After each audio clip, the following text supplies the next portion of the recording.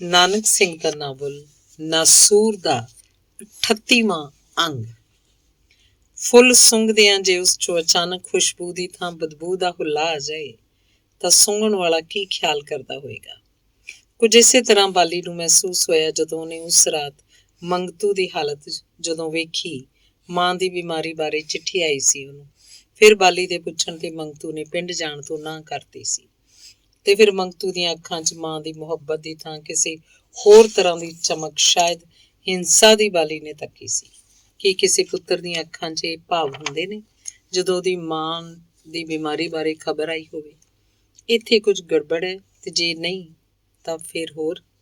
ਬਾਲੀ ਸੋਚਦੀ ਰਹੀ। ਫਿਰ ਹੋਰ ਤਾਂ ਕੇਵਲ ਇਹ ਹੋ ਸਕਦਾ ਹੈ ਕਿ ਮੇਰਾ ਸਾਥ ਉਸ ਲਈ ਭਾਰੂ ਹੋ ਗਿਆ, ਜਿਹਦਾ ਫਲ ਰੂਪ ਉਹ ਮਾਂ ਦੀ ਬਿਮਾਰੀ ਦਾ ਬਹਾਨਾ ਕਰਕੇ ਮੈਨੂੰ ਛੱਡ ਜਾਣਾ ਚਾਹੁੰਦਾ ਹੈ। ਪਰ ਕੀ ਫੁੱਲ ਵਿੱਚੋਂ ਏਦਾਂ ਦੀ ਬਦਬੂ ਆ ਸਕਦੀ ਹੈ? ਸਾਰੀ ਰਾਤ ਬਾਲੀ ਕਿਸੇ ਦੁਚਿੱਤੀ ਚੁਲਝੀ ਰਹੀ। ਇਸ ਵਿਚਾਲੇ ਜਦ ਉਹਨੂੰ ਮੰਗਤੂ ਦਾ ਖੀਸਾ ਜਾ ਫੋਲਿਆ ਤਾਂ ਚਿੱਠੀ ਨਾ ਵੇਖ ਕੇ ਉਹਦਾ ਬਚਿਆ ਖੁਚਿਆ ਦਿਲ ਵੀ ਢਹਿ ਗਿਆ। ਫਿਰ ਸਵੇਰੇ ਜਦ ਉਹਨੇ ਮੰਗਤੂ ਨੂੰ ਬਿਸਤਰਾ ਬੰਨ੍ਹਦਿਆਂ ਤੱਕਿਆ ਤਾਂ ਉਹਦੀ ਉੱਕਾ ਹੀ ਖਾਨਿਓਂ ਗਈ। ਤੇ ਬਸ ਮੇਰੀ ਬਾਜੀ ਦਾ ਇਹ ਦਾਅ ਵੀ ਹਾਰ ਰਿਹਾ ਸਮਝੋ। ਪਰ ਮਗਰੋਂ ਦੇ ਵਾਰਤਾਲਾਪ ਨਾਲ ਮੰਗਤੂ ਦੀ ਨਿਰਛਲ ਤੱਕਣੀ ਤੇ ਨਿਰਛਲ ਵਾਕਾਂ ਨੇ ਬਾਲੀ ਦਾ ਸਹਿਮ ਲਗਭਗ ਦੂਰ ਕਰ ਦਿੱਤਾ। ਉਹ ਸੋਚਣ ਲੱਗੀ, ਨਹੀਂ, ਫੁੱਲ ਵਿੱਚੋਂ ਬਦਬੂ ਕਦੇ ਨਹੀਂ ਆ ਸਕਦੀ, ਇਹ ਉਹਦੇ ਨੱਕ ਦਾ ਹੀ ਕਸੂਰ ਸੀ। ਤੇ ਜਦ ਮੰਗਤੂ ਉਹਨੂੰ ਛੇਕੜਲਾ ਪਿਆਰ ਦੇ ਕੇ ਚਲਾ ਗਿਆ ਤਾਂ ਬਾਲੀ ਇੱਕ ਵਾਰੀ ਫੇਰ ਗੋਤਿਆਂ 'ਚ ਪੈ ਗਈ। ਕੀ ਪਤਾ ਸੱਚੀ ਮੁੱਚੀ ਬਦਬੂ ਆਈ ਹੋਵੇ। ਕੋਈ ਅਸੰਭਵ ਗੱਲ ਤਾਂ ਨਹੀਂ। ਕਿਹੜਾ ਸ਼ਰੀਫ ਆਦਮੀ ਇੱਕ ਬੇਸਵਾ ਦਾ ਸਾਥ ਕਬੂਲਣਾ ਚਾਹੇਗਾ? ਹੋ ਸਕਦਾ ਉਹਨੂੰ ਪਿੰਡੋਂ ਚਿੱਠੀ ਆਈ ਹੀ ਹੋਵੇ, ਪਰ ਨਾ ਜਾਣੀਏ ਮਾਂ ਦੀ ਬਿਮਾਰੀ ਬਾਰੇ ਨਾ ਹੋ ਕੇ ਉਹ ਚਿੱਠੀ ਆਈ ਉਹਦੀ ਕੁੜਮਾਈ ਰਿਸ਼ਤੇ ਬਾਰੇ ਹੋਵੇ। ਜਿਹਨੂੰ ਪੜ੍ਹ ਕੇ ਤੇ ਸੋਚਦਿਆਂ ਬਾਲੀ ਨੂੰ ਮੰਗਤੂ ਦੀ ਕਹੀ ਹੋਈ ਇੱਕ ਗੱਲ ਦਾ ਚੇਤਾ ਆ ਗਿਆ। वो नहर की पुली जानती हो ना, उसकी दाहिनी तरफ मैंने। बैठी बैठी बाली उठ खड़ोती, जिवें हुणे उड़ के उस नहर ਦੀ ਪੁਲੀ ਤੇ ਪਹੁੰਚ ਜਾਣਾ ਚਾਹੁੰਦੀ ਹੋਵੇ। ਮਨੁੱਖੀ ਮਨ ਦੀ ਚੰਚਲਤਾ ਜਦ ਕਦੇ ਆਪਣੀ ਇੰਤਹਾ ਤੇ ਪਹੁੰਚ ਜਾਂਦੀ ਹੈ ਤੇ ਅਕਸਰ ਅਣਹੋਣੀਆਂ ਸੋਚਾਂ ਸੋਚਣ ਲੱਗ ਪੈਂਦਾ ਹੈ। ਇਹਨੂੰ ਰੱਬ 'ਚ ਸ਼ੈਤਾਨ ਤੇ ਸ਼ੈਤਾਨ 'ਚ ਰੱਬ ਦਿਖਾਈ ਦੇਣ ਲੱਗ ਪੈਂਦਾ ਹੈ। ਇਹਨੂੰ ਫੁੱਲ ਵਿੱਚੋਂ ਬਦਬੂ ਤੇ ਗੰਦਗੀ ਵਿੱਚੋਂ ਖੁਸ਼ਬੂ ਦਾ ਆਭਾਸ ਹੋਣ ਲੱਗ ਪੈਂਦਾ ਹੈ।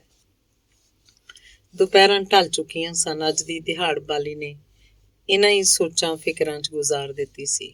ਉਹਦਾ ਕਈ ਵਾਰ ਦਿਲ ਕੀਤਾ ਹੁਣੇ ਉਹ ਪੁਲੀ ਤੇ ਜਾ ਕੇ ਵੇਖੇ ਕਿ ਕੀ ਸੱਚਮੁੱਚ ਉਹਦੇ ਸੱਜੇ ਪਾਸੇ ਕਾਗਜ਼ ਦੇ ਕੁਝ ਨਿੱਕੇ ਨਿੱਕੇ ਟੁਕੜੇ ਖਿਲਰੇ ਪਏ ਨੇ। ਜੇ ਹੋਣਗੇ ਤਾਂ ਜ਼ਰੂਰ ਉਹਨਾਂ ਨੂੰ ਇਕੱਠਿਆਂ ਕਰਕੇ ਤੇ ਜੋੜ ਜਾੜ ਕੇ ਤੇ ਕੁਝ ਨਾ ਕੁਝ ਮਤਲਬ ਉਹਨਾਂ ਵਿੱਚੋਂ ਕੱਢ ਲਏਗੀ। ਅੱਜ ਸਾਰਾ ਦਿਨ ਬਾਲੀ ਨੇ ਕੋਈ ਕੰਮ ਧੰਦਾ ਨਹੀਂ ਕੀਤਾ। ਨਾ ਹੀ ਉਹਨੇ ਸਲਾਈਆਂ ਨੂੰ ਛੋਹਿਆ ਤੇ ਨਾ ਹੀ ਬੀੜੀਆਂ ਦੇ ਕੰਮ ਨੂੰ। ਅੱਜ ਉਹਦਾ ਦਿਲ ਸਖਤ ਉਦਾਸ ਸੀ। ਉਹਨੂੰ ਅੱਜ ਕੁਝ ਵੀ ਚੰਗਾ ਨਹੀਂ ਸੀ ਲੱਗ ਰਿਹਾ। ਮੈਨੂੰ ਜਾਣਾ ਹੀ ਚਾਹੀਦਾ ਹੈ, ਮੈਨੂੰ ਜਾਣਾ ਹੀ ਪਏਗਾ ਇੱਕ ਵਾਰੀ ਪੁਲੀ ਵੱਲ। ਇਹ ਇਰਾਦਾ ਕਰਕੇ ਜਦੋਂ ਜਾਣ ਲਈ ਤਿਆਰ ਹੋਈ ਤਾਂ ਇੱਕ ਹੋਰ ਖਿਆਲ ਨੇ ਉਹਦੇ ਪੈਰਾਂ 'ਚ ਅੜੰਗਾ ਦੇ ਲਿਆ। ਕਿ ਮੈਂ ਆਪਣੇ ਦੇਵਤਾ ਉੱਤੇ ਸ਼ੱਕ ਕਰ ਰਹੀ ਹਾਂ? ਜਿਸ ਆਦਮੀ ਦਾ ਦਿਲ ਇੰਨਾ ਕਮਜ਼ੋਰ ਹੋਵੇ ਕਿ ਉਹ ਕੋਈ ਦੈਵੀ ਕਾਰਨਾਮਾ ਕਰ ਸਕਦਾ ਹੈ, ਜਾਂ ਦੈਵੀ ਕਾਰਨਾਮੇ ਕਰਨ ਵਾਲਾ ਆਦਮੀ ਕੀ ਇੰਨਾ ਕਮਜ਼ੋਰ ਹੋ ਸਕਦਾ ਹੈ? ਨਹੀਂ, ਹਰਗਿਜ਼ ਨਹੀਂ। ਇਹੋ ਜਿਹੀਆਂ ਸੋਚਾਂ ਸੋਚ ਕੇ ਮੈਂ ਪਾਪ ਕਰ ਰਹੀ ਹਾਂ, ਦੇਵਤੇ ਦੀ ਪ੍ਰਤਿਮਾ ਨੂੰ ਕਲੰਕਿਤ ਕਰ ਰਹੀ ਹਾਂ, ਆਪਣੀ ਭਗਤੀ ਦੀ ਨੁਹਾਰ ਉੱਤੇ ਚਿੱਕੜ ਥੱਪ ਰਹੀ ਹਾਂ। ਨਹੀਂ, ਮੈਨੂੰ ਨਹੀਂ ਲੋੜ ਪੁਲੀ ਵੱਲ ਜਾਣ ਦੀ ਜਾਂ ਕੋਈ ਪੜਚੋਲ ਕਰਨ ਦੀ। ਮੇਰੇ ਆਦਮੀ ਦੀ ਕਹੀ ਹੋਈ ਕੋਈ ਗੱਲ ਕਦੀ ਝੂਠੀ ਨਹੀਂ ਹੋ ਸਕਦੀ। ਤੇ ਬਾਲੀ ਨੇ ਪੁਲ ਵੱਲ ਜਾਣ ਦਾ ਇਰਾਦਾ ਤਰਕ ਕਰ ਦਿੱਤਾ। ਉਹਨੇ ਆਪਣੇ ਆਪ ਨੂੰ ਕੰਮ ਵਿੱਚ ਖਚਤ ਕਰ ਲਿਆ। ਕੰਮ ਵਿੱਚ ਉਹਨੇ ਦਿਲ ਲਾ ਲਿਆ, ਪਰ ਫਿਰ ਵੀ ਕਿਸੇ ਵੇਲੇ ਅਚਿੰਤੇ ਹੀ ਉਸ ਉੱਤੇ ਕੁਝ ਉਦਾਸੀ ਜਿਹੀ ਦਾ ਰੰਗ ਛਾ ਜਾਂਦਾ। ਫੁੱਲ ਵਿੱਚੋਂ ਹੁਣ ਉਹਨੂੰ ਬਦਬੂ ਆਉਣੀ ਬੰਦ ਹੋ ਗਈ ਸੀ, ਪਰ ਖੁਸ਼ਬੂ ਦੀ ਮਾਤਰਾ ਕਿਸੇ ਵੇਲੇ ਕੁਝ ਘੱਟ ਮਹਿਸੂਸ ਹੋਣ ਲੱਗ ਪੈਂਦੀ ਸੀ। ਇੱਕ ਦਿਨ, 2 ਦਿਨ, 3 ਦਿਨ ਬੀਤ ਗਏ, ਪਰ ਬਾਲੀ ਦਾ ਮਨ ਪੂਰੀ ਤਰ੍ਹਾਂ ਸਵਸਥ ਨਹੀਂ ਹੋ ਸਕਿਆ। ਕਦੀ ਉਦਾਸੀ, ਕਦੀ ਚਿੰਤਾ, ਕਦੀ ਹੋਰ ਕੋਈ ਤਰ੍ਹਾਂ ਦੇ ਮਨੋਭਾਵ ਉਹਦੇ ਅੰਦਰ ਉੱਠਦੇ ਹੀ ਰਹੇ। ਉਹ ਬੜੀ ਬੇਸਬਰੀ ਨਾਲ ਮੰਗਤੂ ਦੀ ਚਿੱਠੀ ਉਡੀਕ ਰਹੀ ਸੀ, ਕਿਉਂਕਿ ਚਿੱਠੀ ਉੱਤੇ ਹੀ ਉਹਦਾ ਸਾਰਾ ਕੁਝ ਨਿਰਭਰ ਸੀ। ਉਹਨੂੰ ਬੜਾ ਪਛਤਾਵਾ ਸੀ ਕਿ ਉਹਨੇ ਪਿੰਡ ਦਾ ਪਤਾ ਠਿਕਾਣਾ ਕਿਉਂ ਨਾ ਪੁੱਛ ਲਿਆ। ਜੇ ਪੁੱਛ ਲੈਂਦੀ ਤਾਂ ਉਹ ਆਪ ਹੀ ਇੱਕ ਅੱਧ ਚਿੱਠੀ ਪਾ ਦਿੰਦੀ। ਛੇਕੜ ਘੁੰਮਾ ਉਹਦੀ ਮਨੋਬਿਰਤੀ ਦਾ ਰੁੱਖ ਇੱਕ ਹੋਰ ਕੇਂਦਰ ਤੇ ਜਾ ਟਿਕਿਆ, ਆਪਣੇ ਧਰਮ ਪਿਤਾ ਮਾਸਟਰ ਬੇਲੀ ਰਾਮ ਉੱਤੇ, ਜਿਹਦਾ ਪਤਾ ਸਿਰਨਾਵਾਂ ਉਹਨੂੰ ਮਾਲੂਮ ਸੀ। ਉਹਨੇ ਉਸੇ ਨੂੰ ਇੱਕ ਖੂਬ ਲੰਮੀ ਸਾਰੀ ਚਿੱਠੀ ਲਿਖਣੀ ਸ਼ੁਰੂ ਕਰਤੀ, ਜਿਸ 'ਚ ਉਹਨੇ ਬਹੁਤ ਜ਼ੋਰ ਇਸ ਗੱਲ 'ਤੇ ਦਿੱਤਾ ਕਿ ਪਤੀ ਦੇ ਪਿੰਡ ਚਲੇ ਜਾਣ ਤੋਂ ਬਾਅਦ ਉਹਦਾ ਦਿਲ ਸਖਤ ਉਦਾਸ ਹੈ ਅਤੇ ਇਸ ਉਦਾਸੀ ਨੂੰ ਦੂਰ ਕਰਨ ਲਈ ਉਹਦਾ ਧਰਮ ਪਿਤਾ ਜਿੰਨੀ ਜਲਦੀ ਹੋ ਸਕੇ ਉਸ ਪਾਸ ਪਹੁੰਚੇ। ਚਿੱਠੀ ਪੋਸਟ ਕਰਨ ਤੋਂ ਬਾਅਦ ਬਾਲੀ ਦਾ ਦਿਲ ਕੁਝ ਨਾ ਕੁਝ ਹੌਲਾ ਹੋ ਗਿਆ ਤੇ ਹੁਣ ਉਹ ਮਾਸਟਰ ਬੇਲੀ ਰਾਮ ਦੀ ਉਡੀਕ 'ਚ ਸੀ। ਪਰ ਉੱਧਰੋਂ ਜਵਾਬ ਆਇਆ ਕਿ ਉਹ ਅੱਜ ਕੱਲ੍ਹ ਕਾਫੀ ਰੁਝੇਵਿਆਂ 'ਚ ਫਸਿਆ ਹੋਇਆ ਹੈ। ਜਿਉਂ ਹੀ ਉਹਨੂੰ ਵੇਲ ਮਿਲਿਆ ਉਹ ਦੇਹਰਾਦੂਨ ਪਹੁੰਚ ਜਾਏਗਾ। ਇੱਚਰ ਤੱਕ ਮੰਗਤੂ ਦੀ ਚਿੱਠੀ ਵੀ ਉਹਨੂੰ ਆ ਮਿਲੀ, ਜਿਹਨੇ ਉਹਦੀਆਂ ਸਾਰੀਆਂ ਚਿੰਤਾਵਾਂ, ਸਹਿਮਾਂ, ਸ਼ੰਕਿਆਂ ਦਾ ਅੰਤ ਕਰਤਾ। ਉਹਦਾ ਦਿਲ ਇੱਕ ਵਾਰੀ ਫਿਰ ਪੂਰੇ ਹੌਸਲੇ 'ਚ ਆ ਕੇ ਪ੍ਰਫੁੱਲਤ ਹੋ ਉੱਠਿਆ। ਹੁਣ ਉਸ ਲਈ ਡਰ ਖਤਰੇ ਵਾਲੀ ਕੋਈ ਗੱਲ ਨਹੀਂ ਸੀ। ਉਹ ਆਪਣੀ ਮਾਨਸਿਕ ਕਮਜ਼ੋਰੀ 'ਤੇ ਪਛਤਾ ਰਹੀ ਸੀ। ਉਹਨੂੰ ਵਿਸ਼ਵਾਸ ਹੋ ਗਿਆ ਕਿ ਫੁੱਲ ਵਿੱਚ ਕਸੂਰ ਨਹੀਂ, ਜ਼ਰੂਰ ਉਹਦੀ ਸੁੰਘਣ ਸ਼ਕਤੀ 'ਚ ਹੀ ਦੋਸ਼ ਸੀ। ਮੰਗਤੂ ਨੇ ਆਪਣੀ ਚਿੱਠੀ 'ਚ ਲਿਖਿਆ ਸੀ ਕਿ ਮਾਂ ਦੀ ਹਾਲਤ ਦਿਨੋਂ ਦਿਨ ਸੁਧਰ ਰਹੀ ਹੈ। ਜਿਉਂ ਹੀ ਉਹ ਸਫ਼ਰ ਕਰਨ ਜੋਗੀ ਹੋਏਗੀ, ਉਹਨੂੰ ਨਾਲ ਲੈ ਕੇ ਦੇਹਰਾਦੂਨ ਪਹੁੰਚ ਜਾਏਗਾ। ਬਾਲੀ ਦਾ ਤਨ ਮਨ ਮਹਿਕ ਉੱਠਿਆ ਚਿੱਠੀ ਦੀਆਂ ਇਹ ਸਤਰਾਂ ਪੜ੍ਹ ਕੇ। ਉਹਦੇ ਹੱਥ ਜੁੜੇ, ਅੱਖਾਂ ਆਕਾਸ਼ ਵੱਲ ਉੱਠੀਆਂ, ਉਹਦੇ ਬੁੱਲਾਂ 'ਚੋਂ ਆਪ ਮੁਹਾਰੇ ਨਿਕਲਿਆ, ਭਗਵਾਨ ਤੁਮਨੇ ਮੇਰੀ ਬੇਨਤੀ ਨਿਕਟ ਹੋਕਰ ਸੁਣ ਲਈ। ਮਾਸਟਰ ਬੇਲੀ ਰਾਮ ਨੂੰ ਇਨੀ ਦਿਨੀ ਕਾਫੀ ਭੱਜੋ ਨੱਠੀ 'ਚ ਰਹਿਣਾ ਪਿਆ ਸੀ। ਕਦੀ ਦਿੱਲੀ, ਕਦੀ ਜਲੰਧਰ। ਉਹਦੇ ਜਿਨ੍ਹਾਂ ਸਾਥੀਆਂ ਨੇ ਅੱਜ ਤੋਂ ਕੁਝ ਚਿਰ ਪਹਿਲਾਂ ਸਨਕੀ ਤੇ ਹੱਟੀ ਕਹਿ ਕੇ ਉਹਦਾ ਸਾਥ ਛੱਡ ਦਿੱਤਾ ਸੀ, ਉਹਨਾਂ ਨੂੰ ਇੱਕ ਵਾਰੀ ਫੇਰ ਮਜਬੂਰਨ ਉਸੇ ਬੇਲੀ ਰਾਮ ਦੀ ਸ਼ਰਨ ਲੈਣੀ ਪਈ, ਕਿਉਂਕਿ ਸੁਲ੍ਹਾ ਸਮਝੌਤੇ ਵੇਲੇ ਬੇਲੀ ਰਾਮ ਨੇ ਜੋ ਜੋ ਭਵਿੱਖਬਾਣੀ ਕੀਤੀ ਸੀ, ਅੱਖਰ ਅੱਖਰ ਸੱਚੀ ਸਾਬਤ ਹੋਈ। ਜਿਵੇਂ ਉਹਨੇ ਕਿਹਾ ਸੀ, ਹੜਤਾਲ ਬੰਦ ਕਰਨ ਤੋਂ ਬਾਅਦ ਹਕੂਮਤ ਨੇ ਸਾਰੇ ਇਕਰਾਰਾਂ ਨੂੰ ਛਿੱਕੇ ਟੰਗ ਦੇਣਾ। ਇੰਨ ਬਿੰਨ ਇਹੋ ਕੁਝ ਹੋਇਆ। ਪੌਣਾ ਸਾਲ ਲਾਰਿਆਂ ਲੱਪਿਆਂ 'ਚ ਹੀ ਲੰਘ ਗਿਆ, ਪਰ ਹਕੂਮਤ ਦੇ ਦਰੋਂ ਕਿਸੇ ਦੀ ਝੋਲੀ ਖੈਰ ਨਾ ਪਿਆ, ਨਾ ਹੀ ਭਵਿੱਖ 'ਚ ਇਹਦੀ ਕੋਈ ਉਮੀਦ ਨਜ਼ਰੀ ਆਉਂਦੀ ਸੀ। ਬੋਰਡ ਟੀਚਰ ਵਿਚਾਰੇ ਪਹਿਲਾਂ ਵਾਂਗ ਹੀ ਮੁਸੀਬਤਾਂ 'ਤੇ ਪੱਥਰ ਢੋਏ ਜਾ ਰਹੇ ਸਨ ਤੇ ਜਿਹੜੇ ਹਜ਼ਾਰਾਂ ਟੀਚਰ 6-7 ਸਾਲ ਪਹਿਲਾਂ ਪਾਕਿਸਤਾਨ ਤੋਂ ਸ਼ਰਨਾਰਥੀ ਬਣ ਕੇ ਆਏ ਸੀ, ਉਵੇਂ ਹੀ ਹਕੂਮਤ ਦੇ ਬੇਰਹਿਮ ਰਵੱਈਏ ਦਾ ਸ਼ਿਕਾਰ ਹੋਈ ਜਾ ਰਹੇ ਸਨ। ਹਕੂਮਤ ਵੱਲੋਂ ਕਦੀ ਕੁਝ ਤੇ ਕਦੀ ਕੁਝ ਐਲਾਨ ਕਰ ਦਿੱਤਾ ਜਾਂਦਾ, ਪਰ ਇਹਨੇ ਦਿਲਾਂ ਵਿੱਚ ਹੁਣ ਤੇਲ ਨਹੀਂ ਸੀ ਦਿਸਦਾ। ਛੇਕੜੀ ਇਹ ਯਤੀਮ ਤਬਕਾ ਇੱਕ ਵਾਰੀ ਫਿਰ ਉਸ ਥਾਂ ਪੁੱਜਣ ਲਈ ਸੋਚਣ ਲੱਗਾ ਜਿੱਥੋਂ ਉਹਦਾ ਪੈਰ ਤਿਲਕਿਆ ਸੀ, ਅਰਥਾਤ ਨਵੇਂ ਸਿਰੇ ਆਪਣੀਆਂ ਸਰਗਰਮੀਆਂ ਜਾਰੀ ਕਰਨ ਲਈ। ਇਸ ਕੰਮ ਲਈ ਕੌਣ ਉਹਨਾਂ ਦੀ ਮੁਕੰਮਲ ਤੌਰ 'ਤੇ ਰਹਿਨੁਮਾਈ ਕਰੇਗਾ? ਜਦ ਇਸ ਮਾਮਲੇ 'ਤੇ ਨਜ਼ਰ ਮਾਰੇਗੀ ਤਾਂ ਛੁੱਟ ਮਾਸਟਰ ਬੇਲੀ ਰਾਮ ਤੋਂ ਹੋਰ ਕੋਈ ਐਸਾ ਆਦਮੀ ਉਹਨਾਂ ਲੋਕਾਂ ਨੂੰ ਨਾ ਜੱਚਿਆ, ਜਿਹੜਾ ਛੇਕੜਲੇ ਦਮ ਤੇ ਇੱਕ ਚੱਟਾਨ ਵਾਂਗ ਡਟੇ ਰਹਿਣ ਦਾ ਦਮ ਖਮ ਰੱਖਦਾ ਹੋਵੇ। ਤੇ ਇਹਦਾ ਫਲ ਰੂਪ ਮਾਸਟਰ ਬੇਲੀ ਰਾਮ ਨੂੰ ਆਪਣਾ ਅਧਵਾਟੇ ਸੁੱਟਿਆ ਕੰਮ ਇੱਕ ਵਾਰੀ ਫੇਰ ਸੰਭਾਲਣਾ ਪਿਆ, ਜਿਹਨੇ ਖੇਰੂ ਹੋਏ ਟੀਚਰਾਂ ਨੂੰ ਮੁੜ ਨਵੇਂ ਸਿਰੇ ਜਥੇਬੰਦ ਕੀਤਾ ਤੇ ਸਭਨਾਂ ਪਾਸੋਂ ਪ੍ਰਣ ਲਏ ਕਿ ਉਹ ਐਤਕਾਂ ਦੇ ਚੁੱਕੇ ਕਦਮ ਉੱਤੇ ਤਦ ਤੀਕ ਅਟਲ ਰਹਿਣਗੇ ਜਦ ਤੀਕ ਉਹਨਾਂ ਦੇ ਮੁਤਾਲਬੇ ਅਮਲੀ ਤੌਰ 'ਤੇ ਮਨਜ਼ੂਰ ਨਹੀਂ ਕਰ ਲਏ ਜਾਂਦੇ। ਮੁਤਾਲਬੇ ਵੀ ਤਾਂ ਕੋਈ ਅਣਹੋਣੇ ਨਹੀਂ ਸੀ। ਤਨਖਾਹ 'ਚ ਲੋੜੀਂਦੀ ਤਰੱਕੀ, ਮਹਿੰਗਾਈ ਅਲਾਊਂਸ ਤੇ ਸ਼ਰਨਾਰਥੀ ਟੀਚਰਾਂ ਦੇ ਗ੍ਰੇਡ ਤੇ ਨੌਕਰੀਆਤ ਦੇ ਸਬੰਧ 'ਚ 2-3 ਬੜੀਆਂ ਕਾਮਯਾਬ ਮੀਟਿੰਗਾਂ ਹੋਈਆਂ। ਛੇਕੜ ਹਕੂਮਤ ਨੂੰ ਚੁਣੌਤੀ ਦਿੱਤੀ ਗਈ ਕਿ ਜੇ ਉਹ ਆਪਣੇ ਇਕਰਾਰ ਪੂਰੇ ਨਹੀਂ ਕਰੇਗੀ ਤਾਂ ਪੰਜਾਬ ਦੇ ਸਾਰੇ ਟੀਚਰ ਹੜਤਾਲ ਕਰ ਦੇਣਗੇ। ਇਸ ਤਰ੍ਹਾਂ ਪੰਜਾਬ ਦੇ ਲੱਖਾਂ ਬੰਦਿਆਂ ਦੀ ਪੜ੍ਹਾਈ ਦਾ ਜਿਹੜਾ ਹਰਜ ਹੋਏਗਾ, ਉਹਦੀ ਜ਼ਿੰਮੇਵਾਰ ਹਕੂਮਤ ਹੋਏਗੀ। ਉਧਰ ਹਕੂਮਤ ਨੇ ਵੀ ਸਮਝ ਲਿਆ ਕਿ ਯੂਨੀਅਨ ਨੇ ਐਤਕੀ ਦਾ ਫੈਸਲਾ ਪੂਰੀ ਤਰ੍ਹਾਂ ਖੰਭ ਤੋਲ ਕੇ ਕੀਤਾ। ਜੇ ਸੱਚਮੁੱਚ ਹੜਤਾਲ ਹੋ ਗਈ ਤਾਂ ਜਿੱਥੇ ਲੱਖਾਂ ਵਿਦਿਆਰਥੀਆਂ ਦੀ ਪੜ੍ਹਾਈ ਚੌੜ ਹੋ ਜਾਏਗੀ, ਉੱਥੇ ਜਨਤਕ ਹਮਦਰਦੀ ਵੀ ਸਾਰੀ ਦੀ ਸਾਰੀ ਟੀਚਰਾਂ ਨਾਲ ਹੋਣ ਕਰਕੇ ਹਕੂਮਤ ਦਾ ਵਕਾਰ ਖਤਰੇ 'ਚ ਪੈ ਜਾਏਗਾ। ਨਤੀਜਾ ਹੋਇਆ ਕਿ ਹਕੂਮਤ ਨੂੰ ਵੇਲੇ ਸਿਰ ਹੋਸ਼ ਆ ਗਈ। ਇਸ ਸਫਲਤਾ ਦਾ ਸਿਹਰਾ ਖਾਸ ਤੌਰ 'ਤੇ ਮਾਸਟਰ ਬੇਲੀ ਰਾਮ ਦੇ ਸਿਰ ਵੱਜਿਆ। ਭਾਵੇਂ ਮਾਸਟਰ ਬੇਲੀ ਰਾਮ ਨੇ ਪਿਛਲਾ ਕੁਝ ਸਮਾਂ ਬੜੇ ਕਸ਼ਟਾਂ 'ਚ ਕੱਟਿਆ ਸੀ, ਜਦਕਿ ਹਰਿਦੁਆਰ 'ਚ ਰਹਿੰਦਿਆਂ ਉਹਦੇ ਟੱਬਰ ਨੂੰ ਅੱਧੇ ਪੇਟ ਗੁਜ਼ਾਰਾ ਕਰਨਾ ਪਿਆ, ਪਰ ਉਹਨੂੰ ਇੱਕ ਗੱਲ ਦੀ ਤਸੱਲੀ ਵੀ ਸੀ ਕਿ ਇਸ ਸਮੇਂ ਦੇ ਅੰਦਰ ਉਹਨੇ ਜਿਹੜੀ 25-30 ਆਦਮੀਆਂ ਦੀ ਕਲਾਸ ਕਾਇਮ ਕੀਤੀ, ਉਹਨਾਂ ਨੇ ਨਿਰਾ ਅੱਖਰ ਗਿਆਨ ਹੀ ਨਹੀਂ ਪ੍ਰਾਪਤ ਕੀਤਾ, ਬਲਕਿ ਲਗਭਗ ਸਾਰੀ ਅਮਲੀ ਤੌਰ 'ਤੇ ਦੇਸ਼ ਸੇਵਾ ਲਈ ਮਾਸਟਰ ਬੇਲੀ ਰਾਮ ਦੇ ਨਕਸ਼ੇ ਕਦਮ 'ਤੇ ਚੱਲਣ ਲਈ ਇੱਕ ਛੋਟੀ ਜਿਹੀ ਵਲੰਟੀਅਰਾਂ ਦੀ ਟੁਕੜੀ ਦਾ ਰੂਪ ਧਾਰਨ ਕਰ ਗਏ, ਜਿਨ੍ਹਾਂ 'ਚੋਂ ਮੰਗਤੂ ਵੀ ਇੱਕ ਸੀ। ਪਹਿਲਾਂ ਮਾਸਟਰ ਨੂੰ 16 ਆਨੇ ਵਿਸ਼ਵਾਸ ਸੀ ਕਿ ਉਹਦੀ ਇਹ ਛੋਟੀ ਜਿਹੀ ਫੌਜ ਜ਼ਰੂਰ ਇੱਕ ਦਿਨ ਆਪਣੇ ਫਰਜ਼ਾਂ ਦਾ ਪਾਲਣ ਕਰਕੇ ਦਿਖਾਏਗੀ, ਪਰ ਹੁਣ ਉਹਦਾ ਵਿਸ਼ਵਾਸ ਵੀ ਡਗਮਗਾਉਣ ਲੱਗ ਪਿਆ ਜਦਕਿ ਉਹਦੀ ਸਮਝ 'ਚ ਆਇਆ ਕਿ ਮੌਜੂਦਾ ਸੂਰਤ ਵਿੱਚ ਇਹੋ ਜਿਹੀ ਵਿਅਕਤੀਗਤ ਉੱਦਮ ਛੁੱਟ ਮਨ ਨੂੰ ਮਾੜੀ ਜੀ ਤਸੱਲੀ ਦੇਣ ਤੋਂ ਹੋਰ ਕੁਝ ਨਹੀਂ। ਮਾਸਟਰ ਬੇਲੀ ਰਾਮ ਨੇ ਆਪਣੀ ਛੱਡੀ ਹੋਈ ਨੌਕਰੀ ਨੂੰ ਮੁੜ ਸੰਭਾਲਣ ਦਾ ਫੈਸਲਾ ਕਰ ਲਿਆ, ਪਰ ਉਹ ਉਦੋਂ ਤੱਕ ਕੰਮ ਤੇ ਜਾਣ ਨੂੰ ਤਿਆਰ ਨਹੀਂ ਸੀ ਜਦ ਤੱਕ ਸਰਕਾਰੀ ਐਲਾਨ ਅਮਲੀ ਸੂਰਤ ਦਾ ਅਖਤਿਆਰ ਨਾ ਕਰ ਲਏ, ਅਰਥਾਤ ਬੋਰਡ ਟੀਚਰਾਂ ਦੇ ਰੁਕੇ ਹੋਏ ਲਾਉਨਸਾਦ ਤੇ ਹੋਰ ਰਾਇਤਾਂ ਉਹਨਾਂ ਨੂੰ ਮਿਲਣੀਆਂ ਸ਼ੁਰੂ ਨਾ ਹੋ ਜਾਣ। ਇੱਧਰ ਮੰਗਤੂ ਵੱਲੋਂ ਉਹਨੂੰ ਪਿੰਡੋਂ ਚਿੱਠੀ ਆਈ ਕਿ ਉਹ ਜਲਦੀ ਦੇਹਰਾਦੂਨ ਪਹੁੰਚੇ। ਇਸ ਉੱਤੇ ਵੀ ਜੇ ਕੁਝ ਕਸਰ ਸੀ ਤਾਂ ਬਾਲੀ ਦੀ ਚਿੱਠੀ ਨੇ ਪੂਰੀ ਕਰਤੀ। ਬਾਲੀ ਉਦਾਸ ਹੈ, ਬਾਲੀ ਦਾ ਮਨ ਡੱਕਿਆਂ ਡੋਲਿਆਂ ਤੇ ਹੈ। ਉਹ ਜਲਦੀ ਤੋਂ ਜਲਦੀ ਆਪਣੇ ਧਰਮ ਪਿਤਾ ਨੂੰ ਮਿਲਣਾ ਚਾਹੁੰਦੀ ਹੈ। ਸਾਰਾ ਕੁਝ ਪੜ੍ਹਨ ਤੋਂ ਬਾਅਦ ਮਾਸਟਰ ਬੇਲੀ ਰਾਮ ਨੇ ਦੇਹਰਾਦੂਨ ਜਾਣ ਦਾ ਪੱਕਾ ਇਰਾਦਾ ਕਰ ਲਿਆ, ਪਰ ਫਿਰ ਵੀ ਅੱਜ ਕੱਲ੍ਹ ਕਰਦਿਆਂ ਕਈ ਦਿਨ ਹੋਰ ਲੰਘ ਗਏ। ਛੇਕੜ ਇੱਕ ਦਿਨ ਉਹ ਜਾ ਪਹੁੰਚਿਆ ਦੇਹਰਾਦੂਨ।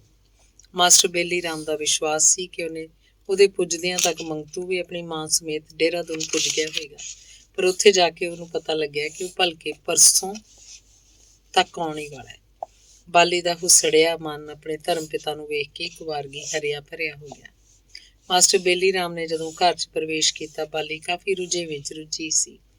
ਉਹਨੇ ਆਲੇ ਦੁਆਲੇ ਬੀੜੀਆਂ ਤੇ ਪੱਤਿਆਂ ਦਾ ਖਿਲਾਰ ਤੇ ਉਹਦੇ ਹੱਥ ਦਬਾ ਦਬ ਬੀੜੀਆਂ ਬਣਾਉਣ 'ਚ ਚੱਲ ਰਹੇ ਸੀ। ਬੂਹੇ 'ਚ ਮਾਸਟਰ ਨੂੰ ਤੱਕ ਕੇ ਬਾਲੀ ਕੰਮ ਵਿੱਚੇ ਛੱਡ ਕੇ ਉੱਠ ਖੜੋਤੀ। ਬੜੇ ਸਤਿਕਾਰ ਨਾਲ ਮਾਸਟਰ ਜੀ ਨੂੰ ਚਰਨ ਬੰਦਨਾ ਕੀਤੀ। ਓਹੋ, ਮਾਸਟਰ ਅੰਦਰ ਆ ਕੇ ਹੱਸਿਆ। ਤੁਮ ਤੋਂ ਬਈ ਇੱਕ ਛੋਟੀ ਸੀ ਵਰਕਸ਼ਾਪ ਖੋਲੇ ਬੈਠੀ ਹੋ। ਬਾਲੀ ਵੀ ਹੱਸ ਪਈ। ਉਹਨੇ ਮਾਸਟਰ ਜੀ ਨੂੰ ਮੰਜੇ ਤੇ ਬਿਠਾਇਆ ਤੇ ਆਪ ਖਿਲਰ ਖਲੇਰਾ ਸਾਂਭਣ ਲੱਗੀ। ਅੱਛਾ, ਮਾਸਟਰ ਤਸੱਲੀ ਨਾਲ ਬੈਠਣ ਤੋਂ ਬਾਅਦ ਬੋਲਿਆ। ਕਹੋ ਆਏ मंगत राम जी? नहीं पिताजी, 1-2 दिन में आने वाले हैं। बड़ी देर कर दी उसने। और आपने भी तो पिताजी कम देर नहीं की। क्या करता बेटा, काम से छुट्टी नहीं मिल सकी, नहीं तो कब का चला आया होता। मास्टर ਦਾ ਘਰ ਵਿੱਚ ਦਾਖਲ ਹੋਣਾ ਸੀ ਕਿ ਬਾਲੀ ਨੂੰ ਹਤਲਾ ਕੰਮਕਾਰ ਭੁੱਲ ਗਿਆ। ਬੜੇ ਚਾਅ ਨਾਲ ਉਹਦੇ ਖਾਣ ਪੀਣ ਦਾ ਪ੍ਰਬੰਧ ਕਰਨ ਲੱਗ ਪਈ। ਸ਼ਾਮੀ ਖਾਓ ਪੀਓ ਤੋਂ ਵਿਹਲੇ ਹੋ ਕੇ ਦੋਵੇਂ ਰਲ ਬੈਠੇ ਤਾਂ ਗੱਲਾਂ ਦੇ ਸਿਲਸਿਲੇ 'ਚ ਮਾਸਟਰ ਨੇ ਉਹਨੂੰ ਕਿਹਾ, मतलब ये कि तुम मंगत राम के लिए बहुत उदास हो गई थी। क्यों, ठीक समझा ना मैंने? उदासी की तो ऐसी कोई बात नहीं थी पिताजी, मगर तो रुक गई। अरे ये रुक रुक कर क्यों बातें कर रही है बेटी, साफ साफ कहो जो कहना है। ਤੇ ਉਹਦੇ ਉੱਤਰ 'ਚ ਬਾਲੀ ਨੇ ਸਾਫ਼-ਸਾਫ਼ ਦੱਸਣਾ ਸ਼ੁਰੂ ਕੀਤਾ, ਅਰਥਾਤ ਮੰਗਤੂ ਦੇ ਤੁਰਨ ਵੇਲੇ ਤੇ ਉਸ ਤੋਂ ਬਾਅਦ ਜੋ ਕੁਝ ਜਿਵੇਂ ਉਸ ਨਾਲ ਬੀਤਿਆ ਸੀ। ਇਸ ਲੰਮੇਰੀ ਵਿਆਖਿਆ ਨੂੰ ਸੁਣ ਕੇ मास्टर ने जब ऊंधी पाली तो बाली ने उन्हें पूछा, क्या सोच रहे हैं पिताजी? बहुत कुछ सोच रहा हूँ बेटा। तो मुझे नहीं बताएंगे? बताए बिना कैसे चलेगा, तो बताइए ना। पहले ये कहो कि तुम्हें अपने पति पर ऐसा शक क्यों हुआ कि वो तुम्हें छोड़कर भाग जाएगा? शायद इसलिए कि तुम उसे एक साधारण आदमी ख्याल करती हो ना। बाली नहीं बोली। ये तुम्हारी भूल है बेटी। मंगत राम की आत्मा को मैंने तुझसे ज्यादा पहचाना है। इसमें शक नहीं कि वो है जरा सनकी तबीयत का आदमी, पर है वो एक उच्च आत्मा, समझी? खूब समझती हूँ पिताजी। बाली ऐतकी खुल के बोली। अगर उच्च आत्मा ना होते तो इतनी बड़ी करनी कैसे करते? तो फिर बाली ने वो सारा कुछ उन्होंने कह सुनाया किवें मंगतू ने उन्होंने एक कुष्ठ रोग तो मुक्त करने ਲਈ जो ਕੀਤਾ। ਉਹਨੂੰ ਪਤਾ ਸੀ ਕਿ ਮੰਗਤੂ ਨੇ ਮਾਸਟਰ ਜੀ ਪਾਸੇ ਦਾ ਪੂਰੇ ਵੇਰਵੇ ਨਾਲ ਜ਼ਿਕਰ ਅੱਜ ਤੱਕ ਨਹੀਂ ਸੀ ਕੀਤਾ।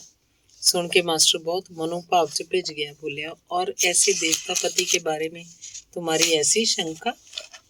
शंका का कारण जो था पिताजी, कह के बाली ने उस रात का जिक्र फिर दोहराया। दसिया कि उस वेले निश्चय मंगतू दे रंग ढंग तो यह प्रगट हुंदा सी। बाली ਲਈ ਭਾਵੇਂ ਮੰਗਤੂ ਦਾ ਅਜਿਹਾ ਵਰਤਾਅ ਕਿੰਨਾ ਹੀ ਅਸਚਰਜ ਕਿਉਂ ਨਾ ਹੋਵੇ, ਮਾਸਟਰ ਬੇਲੀ ਰਾਮ ਨੂੰ ਇਸ 'ਚ ਕੋਈ ਵੀ ਹੈਰਾਨੀ ਵਾਲੀ ਗੱਲ ਨਹੀਂ ਜਾਪੀ। ਜਦ ਕਿ ਮੰਗਤੂ ਨੇ ਪਿੰਡੋਂ ਲਿਖੀ ਆਪਣੀ ਚਿੱਠੀ 'ਚ ਉਸ ਅੱਗੇ ਸਾਰੇ ਰਾਜ਼ ਖੋਲ੍ਹਤੇ ਸੀ। ਮਾਸਟਰ ਨੂੰ ਸਮਝਣ 'ਚ ਦੇਰ ਨਾ ਲੱਗੀ ਕਿ ਉਸ ਵੇਲੇ ਜਦੋਂ ਮੰਗਤੂ ਨੂੰ ਮਾਂ ਦੀ ਆਮਦ ਬਾਰੇ ਮਾਸੀ ਦੀ ਚਿੱਠੀ ਮਿਲੀ ਤਾਂ ਉਹਦੇ ਮਨ ਦੀ ਕੀ ਹਾਲਤ ਹੋਈ ਹੋਏਗੀ। ਪਰ ਮਾਸਟਰ ਇਸ ਭੇਦ ਨੂੰ ਬਾਲੀ ਅੱਗੇ ਕਿਵੇਂ ਖੋਲ੍ਹ ਸਕਦਾ ਸੀ।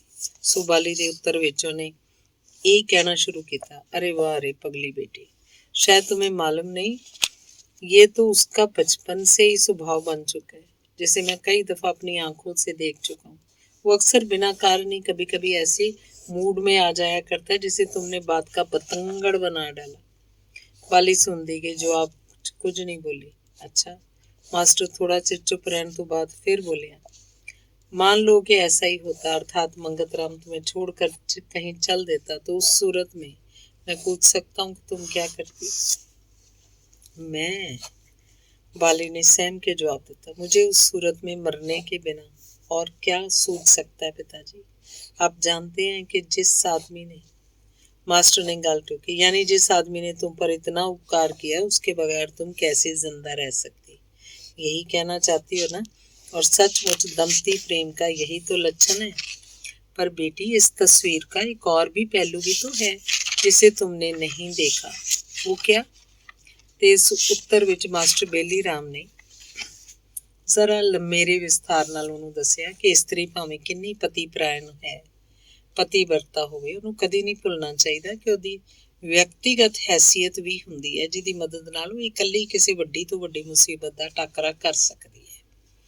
ਉਸ ਦੱਸਿਆ ਕਿ ਫਰਜ਼ ਕਰੋ ਇੱਕ ਪਤੀ ਆਪਣੀ ਪਤਨੀ ਨੂੰ ਧੋਖਾ ਦੇ ਕੇ ਚਲਾ ਜਾਂਦਾ ਹੈ ਤਾਂ ਕਿ ਉਸ ਸੂਰਤ ਵਿੱਚ ਪਤਨੀ ਲਈ ਛੁੱਟ ਮਰਨ ਤੋਂ ਹੋਰ ਕੋਈ ਚਾਰਾ ਨਹੀਂ ਰਹੇਗਾ। ਇਸ ਦਾ ਤੇ ਮਤਲਬ ਹੋਇਆ ਕਿ ਔਰਤ ਅਸਲ 'ਚ ਇੱਕ ਨਿਰਜੀਵ, ਨਿਰਾਤਮਾ ਤੇ ਨਿਰਬਲ ਜਿਹੀ ਚੀਜ਼ ਹੈ।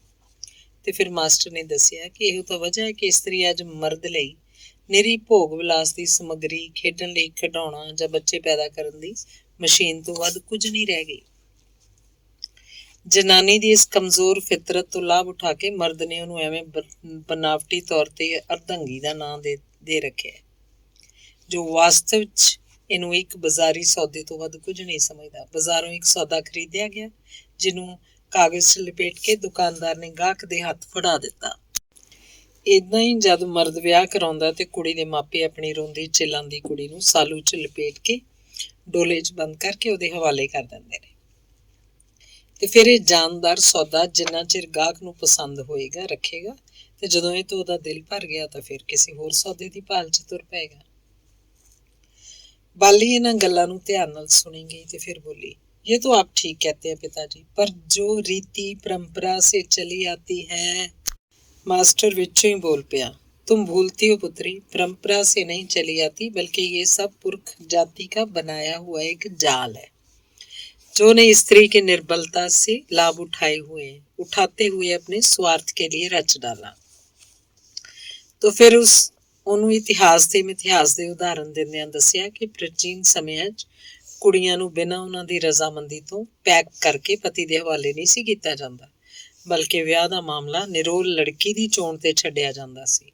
ਵਿਆਹਨਯੋਗ ਲੜਕੀ ਲਈ ਸਵੰਬਰ ਦਾ ਰਿਵਾਜ ਪ੍ਰਚਲਿਤ ਸੀ, ਜਿਸ ਰਾਹੀਂ ਲੜਕੀ ਆਪਣੀ ਮਰਜ਼ੀ ਦਾ ਪਤੀ ਚੁਣਦੀ ਸੀ ਤੇ ਉਹ ਵੀ ਨਿਰਾ ਉਹਦੀ ਬਾਹਰਲੀ ਸ਼ਕਲ ਵੇਖ ਕੇ ਨਹੀਂ ਬਲਕਿ ਪੂਰੀ ਤਰ੍ਹਾਂ ਉਹਦੀ ਬਹਾਦਰੀ ਦਾ ਇਮਤਿਹਾਨ ਲੈਣ ਤੋਂ ਬਾਅਦ। ਬਾਲੀ ਲਈ ਇਹ ਦਲੀਲਾਂ ਕੋਈ ਨਵੀਆਂ ਨਹੀਂ ਸਨ।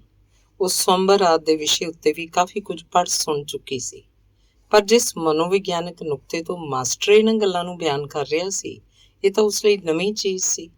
ਉਸ ਪੁੱਛਿਆ, अच्छा पिताजी, ये तो आपने ठीक कहा, पर मैं पूछती हूँ फिर ये स्वयंवर आदि रस्में खत्म कैसे हो गई और इनकी जगह पर ये दूसरे किस्म के ब्याह का तरीका कैसे प्रचलित हो गया? मास्टर बोलिया, तुमने बड़ा जरूरी प्रश्न पूछा है बाली। इस उल्ट फेर का अर्थ भी स्पष्ट है और वो है आर्थिकता। आर्थिकता क्या होती है पिताजी? बाली ने सरल जहा सवाल किया। मास्टर ने आर्थिकता ਦਾ ਮਤਲਬ ਸਮਝਾਉਂਦਿਆਂ ਦੱਸਿਆ ਕਿ ਇਸੇ ਆਰਥਿਕਤਾ ਦੇ ਗਲਤ ਤਰੀਕੇ ਨੇ ਇਸਤਰੀ ਪਾਸੋਂ ਉਹਦਾ ਸਵੰਬਰ ਦਾ ਹੱਕ ਖੋਹ ਕੇ ਉਹਨੂੰ ਪਰਾਧੀਨ ਤੇ ਮਰਦ ਦੀ ਗੁਲਾਮ ਬਣਾ ਦਿੱਤਾ। ਜਦੋਂ ਸਾਡੀ ਸੱਭਿਅਤਾ ਦੇ ਰਸਤੇ ਵਿੱਚ ਆਰਥਿਕਤਾ ਦਾ ਮਾਮਲਾ ਉਲਝ ਗਿਆ, ਜਦੋਂ ਦੇਸਾਂ ਦੀ ਵਾਗਡੋਰ ਆਮ ਜਨਤਾ ਦੇ ਅਧਿਕਾਰ ਚੋਂ ਖੁੱਸ ਕੇ ਸਵਾਰਥੀ ਰਾਜਿਆਂ, ਜਗੀਰਦਾਰਾਂ ਤੇ ਸਾਮੰਤਾਂ ਦੇ ਹੱਥ 'ਚ ਚਲੀ ਗਈ, ਤਾਂ ਇਹਦਾ ਲਾਜ਼ਮੀ ਤੌਰ ਤੇ ਨਤੀਜਾ ਇਹ ਹੋਇਆ ਕਿ ਸੁੱਖਾਂ ਦੇ ਸਾਧਨ ਵੀ ਉਹਨਾਂ ਹੀ ਲੋਕਾਂ ਦੇ ਹੱਥ ਆ ਗਏ ਜਿਨ੍ਹਾਂ ਪਾਸ ਦੌਲਤ ਦੀ ਬਹੁਤਾਤ ਸੀ, ਅਰਥਾਤ ਦੋ ਸ਼੍ਰੇਣੀਆਂ 'ਚ ਵੰਡੀ ਗਈ, ਰਾਜਾ ਤੇ ਪ੍ਰਜਾ। ਤੇ ਫਿਰ ਇੱਥੋਂ ਹੀ ਉਹ ਸਵੰਬਰ ਦਾ ਢੰਗ ਬਦਲਣਾ ਜਾਂ ਖਤਮ ਹੋਣਾ ਸ਼ੁਰੂ ਹੋ ਗਿਆ। ਜਿਸ ਰਾਜੇ ਜਾਂ ਮਹਾਰਾਜੇ ਪਾਸ ਧਨ ਦੌਲਤ ਦੇ ਤਾਕਤ ਦੇ ਜਿੰਨੇ ਬਹੁਤੇ ਸਾਧਨ ਸੀ, ਉਨੇ ਹੀ ਉਹ ਬਹੁਤੇ ਸਵੰਬਰ ਦੇ ਅਖਾੜੇ ਜਿੱਤ ਕੇ ਬਹੁਤੀਆਂ ਕੁੜੀਆਂ ਨਾਲ ਵਿਆਹ ਕਰਾਉਣ ਲੱਗ ਪਏ। ਨਤੀਜਾ ਇਹ ਹੋਇਆ ਕਿ ਗਰੀਬ ਜਨਤਾ ਲਈ ਸਵੰਬਰ ਦਾ ਮਸਲਾ ਹੀ ਖਤਮ ਹੋ ਗਿਆ ਤੇ ਉਹਨਾਂ ਨੂੰ ਆਪਣੀਆਂ ਕੁੜੀਆਂ ਚੁੱਪ ਚੁਪੀਤੇ ਤੇ ਕਈਆਂ ਹਾਲਤਾਂ 'ਚ ਚੋਰੀ ਚੋਰੀ ਵੇਦੀ ਤੇ ਫੇਰੇ ਦੇ ਕੇ ਵਿਆਹ ਦੇਣੀਆਂ ਪੈਂਦੀਆਂ। ਬਸ ਇੱਥੋਂ ਹੀ ਵਿਆਹ ਸ਼ਾਦੀ ਦੇ ਮਾਮਲੇ ਨੇ ਕੁਦਰਤੀ ਦੀ ਥਾਂ ਇਹ ਮਸਨੂਈ ਸ਼ਕਲ ਅਖਤਿਆਰ ਕਰ ਲਈ, ਸਵੰਬਰ ਦੇ ਥਾਂ ਬੰਡਲ ਦੀ।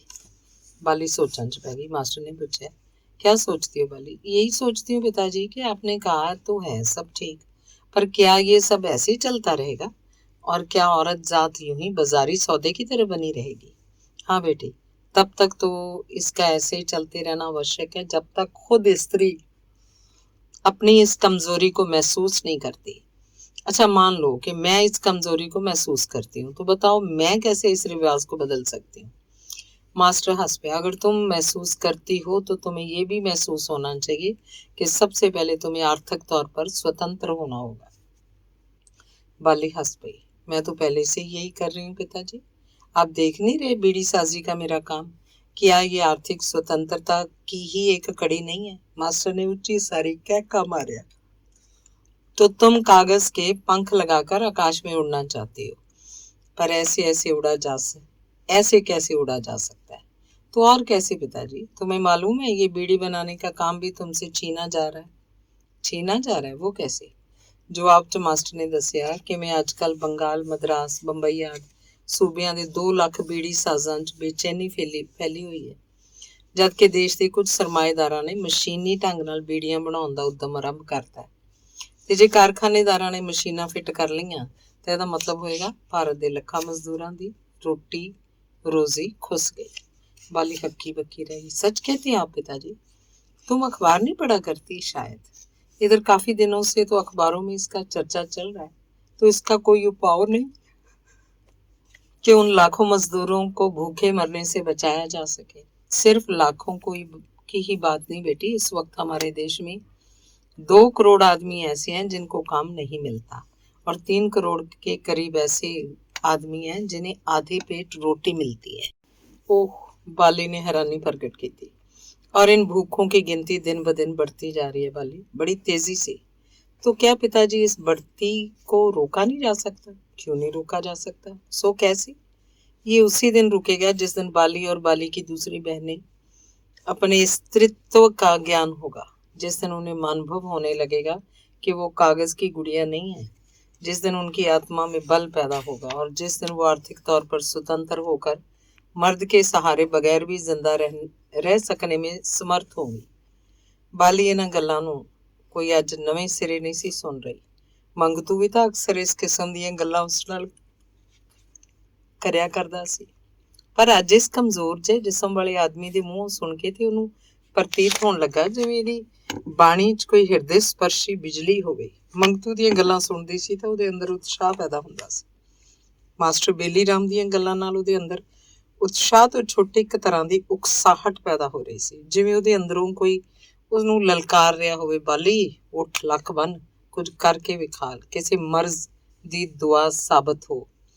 ਮਾਸਟਰ ਦੀ ਛੇਕੜੀ ਗੱਲ ਕਿ ਜਿਸ ਦਿਨ ਔਰਤ ਮਰਦ ਦੇ ਸਹਾਰੇ ਤੋਂ ਬਿਨਾਂ ਵੀ ਜਿਉਂਦੀ ਰਹਿ ਸਕਣ 'ਚ ਸਮਰੱਥ ਹੋਏਗੀ, ਸੁਣ ਕੇ ਉਹਨੇ ਇੰਜ ਆਪਣੇ ਅੰਦਰ ਝਾਤੀ ਮਾਰੀ ਜਿਵੇਂ ਅੰਦਰਲੀ ਤਾਕਤ ਨੂੰ ਜਾਂਚ ਰਹੀ ਹੋਵੇ ਕਿ ਕੀ ਸੱਚੀ ਮੁੱਚੀ ਕੁਝ ਹੈ ਉਹਦੇ ਅੰਦਰ ਐਸਾ ਜਿਹਦੇ ਬਲ ਬੁੱਤੇ ਤੇ ਉਹ ਆਪਣੇ ਪੈਰਾਂ ਤੇ ਖੜੀ ਹੋ ਸਕੇ। अच्छा पिताजी, बाली ने भोला जा मुंह बना के सवाल किया। मान लो कि मैं अपने देश के लिए या स्त्री जाति के लिए कुछ करना चाहती हूँ, तो क्या मैं इसमें सफल हो सकती हूँ? नहीं। मास्टर ने सिर फेरे। नहीं? बाली ने हैरानी नाल उस वल तक्या। मास्टर ने उवें विरोधात्मक तौर ते सिर फेरिया। तद बाली ने कुछ गुमरुठ जी होके पूछा, सुन। मास्टर ने बाली ਨੂੰ ਸਮਝਾਉਣ ਦਾ ਜਿਵੇਂ ਕੋਈ ਸੌਖਾ ਤਰੀਕਾ ਢੂੰਡ ਕੱਢਿਆ ਹੋਵੇ। तुम या मैं या कोई भी तब तक कुछ नहीं कर सकते जब तक हम लोग तिनके से बदलकर झाड़ू की तरह एक दूसरे से संयुक्त नहीं हो जाते। इस तो बाद मास्टर ने ਉਹਨੂੰ ਵਿਸਥਾਰ ਨਾਲ ਦੱਸਿਆ ਕਿ ਜਿਹੜੀ ਸਮੱਸਿਆ ਕਿਸੇ ਜਮਾਤੀ ਜਦੋਜਹਿਦ ਦੀ ਮੁਹਤਾਜ ਹੈ, ਜ਼ਖਮੀ ਸ਼ਖਸੀ ਤੌਰ ਤੇ ਭਾਵੇਂ ਕੋਈ ਕਿੰਨਾ ਚੋਰ ਲਾਈ ਜਾਵੇ, ਉਹਦਾ ਪੁਰਸ਼ਾਰਥ ਕੁਝ ਨਹੀਂ ਸਵਾਰ ਸਕਦਾ। ਮਿਸਾਲ ਦੇ ਤੌਰ ਤੇ ਉਹਨੇ ਬਾਲੀ ਦੀ ਉਦਾਹਰਨ ਦਿੰਦਿਆਂ ਕਿਹਾ ਕਿ ਉਹਨੂੰ ਬਸਤੀ ਦੇ ਬੱਚਿਆਂ ਤੇ ਤਰਸ ਆਇਆ ਜਿਹੜੇ ਸੁੱਕੀ ਸਰਦੀ ਨਾਲ ਮਰ ਰਹੇ ਸੀ, ਤੇ ਉਹਨੇ ਉਹਨਾਂ ਲਈ ਸਵੈਟਰ ਉਣਨੇ ਸ਼ੁਰੂ ਕੀਤੇ। ਪਰ ਇਸ ਕੰਮ ਲਈ ਵੀ ਤਾਂ ਪੈਸਿਆਂ ਦੀ ਲੋੜ ਸੀ, ਜਿਹਨੂੰ ਪੂਰਾ ਕਰਨ ਲਈ ਉਹਨੇ ਬੀੜੀਆਂ ਬਣਾਉਣੀਆਂ ਸ਼ੁਰੂ ਕਰਤੀਆਂ। ਪਰ ਹੋਰ 10 ਦਿਨਾਂ ਨੂੰ ਉਸ ਪਾਸੋਂ ਇਹ ਵਸੀਲਾ ਵੀ ਖੋਲਿਆ ਜਾਏਗਾ ਜਦੋਂ ਦੇਸ਼ ਦੇ ਧਨੀ ਲੋਕ ਬੀੜੀਆਂ ਬਣਾਉਣ ਦੇ ਕਾਰਖਾਨੇ ਲਾ ਲੈਣਗੇ। ਇਸੇ ਤਰ੍ਹਾਂ ਮਾਸਟਰ ਨੇ ਦੂਜੀ ਮਿਸਾਲ ਦਿੱਤੀ ਕਿ ਕੁਝ ਦਿਨਾਂ ਪਹਿਲਾਂ ਮੰਗਤੂ ਨੇ ਬੱਚਿਆਂ ਨੂੰ ਪੜ੍ਹਾਉਣ ਦਾ ਉਦਮ ਆਰੰਭਿਆ ਸੀ, ਪਰ ਦੂਜੇ ਪਾਸੇ ਉਹਦੇ ਸਿਰ ਤੇ ਦਾਲ ਰੋਟੀ ਦਾ ਫਿਕਰ ਸਵਾਰ ਸੀ। ਜਿਸ ਕਰਕੇ ਉਹਨੇ ਆਪਣਾ ਸਾਰਾ ਵਕਤ ਉਧਰ ਲਾਣਾ ਸ਼ੁਰੂ ਕਰਤਾ ਤੇ ਉਹਦਾ ਪੜ੍ਹਾਉਣ ਦਾ ਕੰਮ ਅੱਧ ਵੱਟੇ ਹੀ ਖਤਮ ਹੋ ਗਿਆ। ਫਿਰ ਮਾਸਟਰ ਨੇ ਆਪਣੀ ਮਿਸਾਲ ਦਿੰਦਿਆਂ ਦੱਸਿਆ ਕਿ ਉਹਨੇ ਵੀ ਤਾਂ ਇਸੇ ਲਗਨ ਤੋਂ ਪ੍ਰੇਰਿਤ ਹੋ ਕੇ ਹਰਿਦੁਆਰ 'ਚ ਕਲਾਸ ਖੋਲ੍ਹੀ ਸੀ, ਜਿਸ ਉੱਤੇ ਉਹਨੂੰ ਬੜੀਆਂ ਆਸਾਂ ਸਨ। ਪਰ ਅੱਜ ਉਹਦੀਆਂ ਉਹ ਸਭ ਆਸਾਂ ਰੇਤ ਦੀ ਕੰਧ ਹੀ ਸਾਬਤ ਹੋਈਆਂ, ਕਿਉਂਕਿ ਉਸ ਪਾਸ ਇਸ ਕੰਮ ਲਈ ਨਾ ਕੇਵਲ ਆਰਥਿਕ ਵਸੀਲਿਆਂ ਦੀ ਅਣਹੋਂਦ ਸੀ, ਬਲਕਿ ਦਿਨ ਰਾਤ ਉਹਨੂੰ ਆਪਣੀ ਘਰ ਦੀ ਚਿੰਤਾ ਨਾਲ ਦੋ ਚਾਰ ਹੋਣਾ ਪੈਂਦਾ ਤੇ ਉੱਤੋਂ ਉਹਦੀ ਪਤਨੀ ਹਰ ਵੇਲੇ ਮੌਤ ਦਾ ਰੂਪ ਬਣ ਕੇ ਉਹਦੇ ਸਿਰ ਤੇ ਕੜਕਦੀ ਰਹਿੰਦੀ।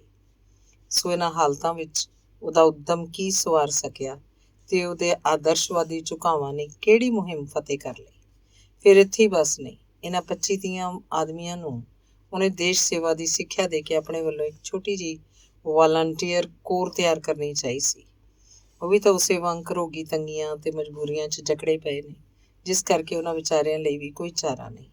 ਮਤਲਬ ਕਿ ਮੌਜੂਦਾ ਆਰਥਿਕ ਉਲਝਣਾਂ ਨੇ ਇਹੋ ਜਿਹੀ ਹਾਲਤ ਪੈਦਾ ਕਰਤੀ ਹੈ ਕਿ ਆਮ ਆਦਮੀ ਜੇ ਕੋਈ ਨੇਕ ਕੰਮ ਕਰਨਾ ਚਾਹੇ ਜਾਂ ਕੋਈ ਲੋਕ ਹਿਤੈਸ਼ੀ ਕਦਮ ਉਠਾਉਣ ਦਾ ਉੱਦਮ ਕਰੇ ਤਾਂ ਵੀ ਕੁਝ ਨਹੀਂ ਕਰ ਸਕਦਾ, ਜਦ ਕਿ ਉਹਦੇ ਸਾਹਮਣੇ ਕਦਮ ਕਦਮ ਤੇ ਰੁਕਾਵਟਾਂ ਤੇ ਔਕੜਾਂ ਮੌਜੂਦ ਨੇ।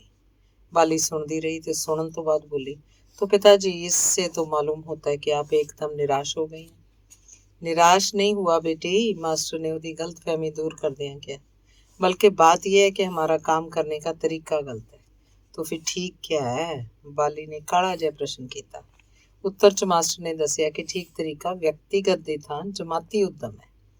ਉਹਨੇ ਬਾਲੀ ਦੀ ਜ਼ਿੰਦਗੀ ਨੂੰ ਸਾਹਮਣੇ ਰੱਖਦਿਆਂ ਉਹਨੂੰ ਸਮਝਾਇਆ ਕਿ ਮੰਗਤੂ ਨੇ ਲਾਸਾਨੀ ਕੁਰਬਾਨੀ ਕਰਕੇ ਇੱਕ ਅਜਿਹੀ ਲੜਕੀ ਦਾ ਬਚਾਅ ਕੀਤਾ ਜਿਹੜੀ ਪਾਪ ਦੀ ਦੁਨੀਆ 'ਚ ਦਮ ਤੋੜ ਰਹੀ ਸੀ।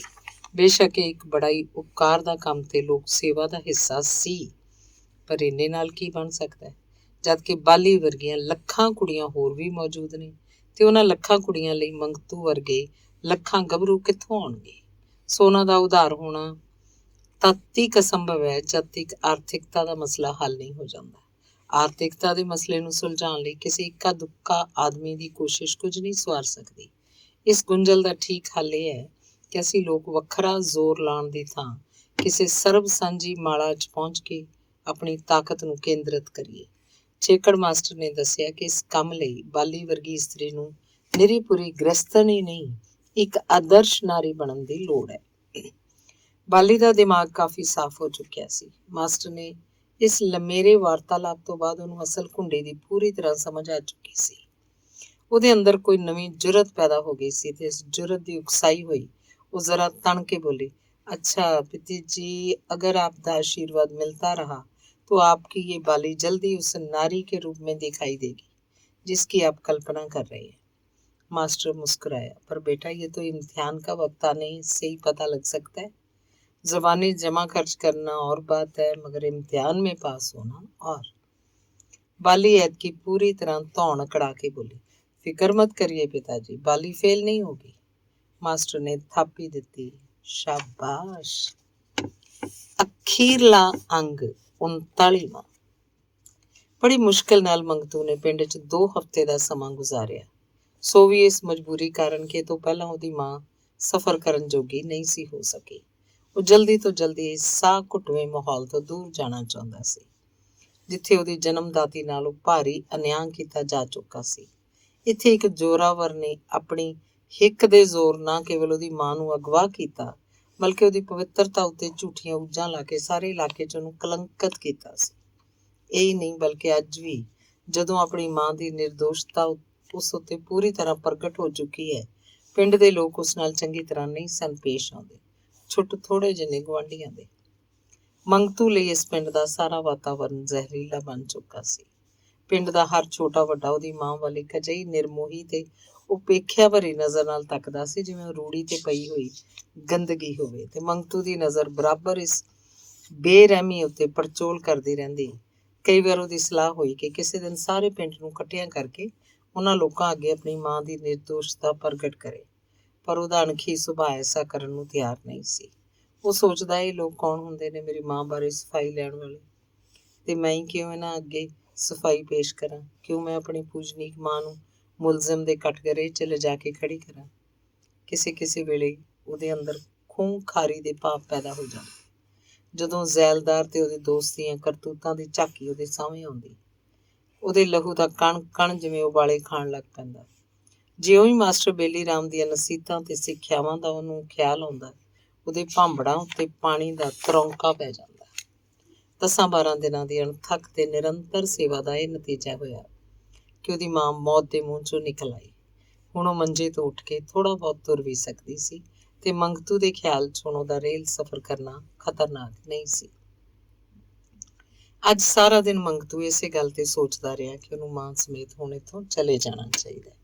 ਇੱਕ ਪਾਸੇ ਤਾਂ ਬਾਲੀ ਦੀ ਖਿੱਚ ਉਹਦੇ ਹਿਰਦੇ ਨੂੰ ਤੁਣਕੇ ਮਾਰ ਰਹੀ ਸੀ, ਦੂਜਾ ਉਹ ਪਿੰਡ ਦੇ ਇਸ ਬੇਮੁਰੱਵਤ ਵਾਤਾਵਰਨ ਤੋਂ ਹੁੱਸੜ ਗਿਆ ਸੀ। ਹੋਰ ਤਾਂ ਹੋਰ ਉਹਦੀ ਮਾਸੀ ਨੇ ਵੀ ਉਸ ਨਾਲ ਮੂੰਹ ਵੱਟ ਲਿਆ ਸੀ, ਸ਼ਾਇਦ ਇਸ ਗੱਲੇ ਕਿ ਉਹਦੀ ਉਮੀਦ ਤੋਂ ਉਲਟਾ ਮੰਗਤੂ ਆਪਣੀ ਮਾਂ ਨਾਲ ਇੰਨਾ ਡੂੰਘਾ ਹਿੱਤ ਤੇ ਉਹਦੀ ਸੇਵਾ ਕਰਨ ਲੱਗ ਪਿਆ ਸੀ।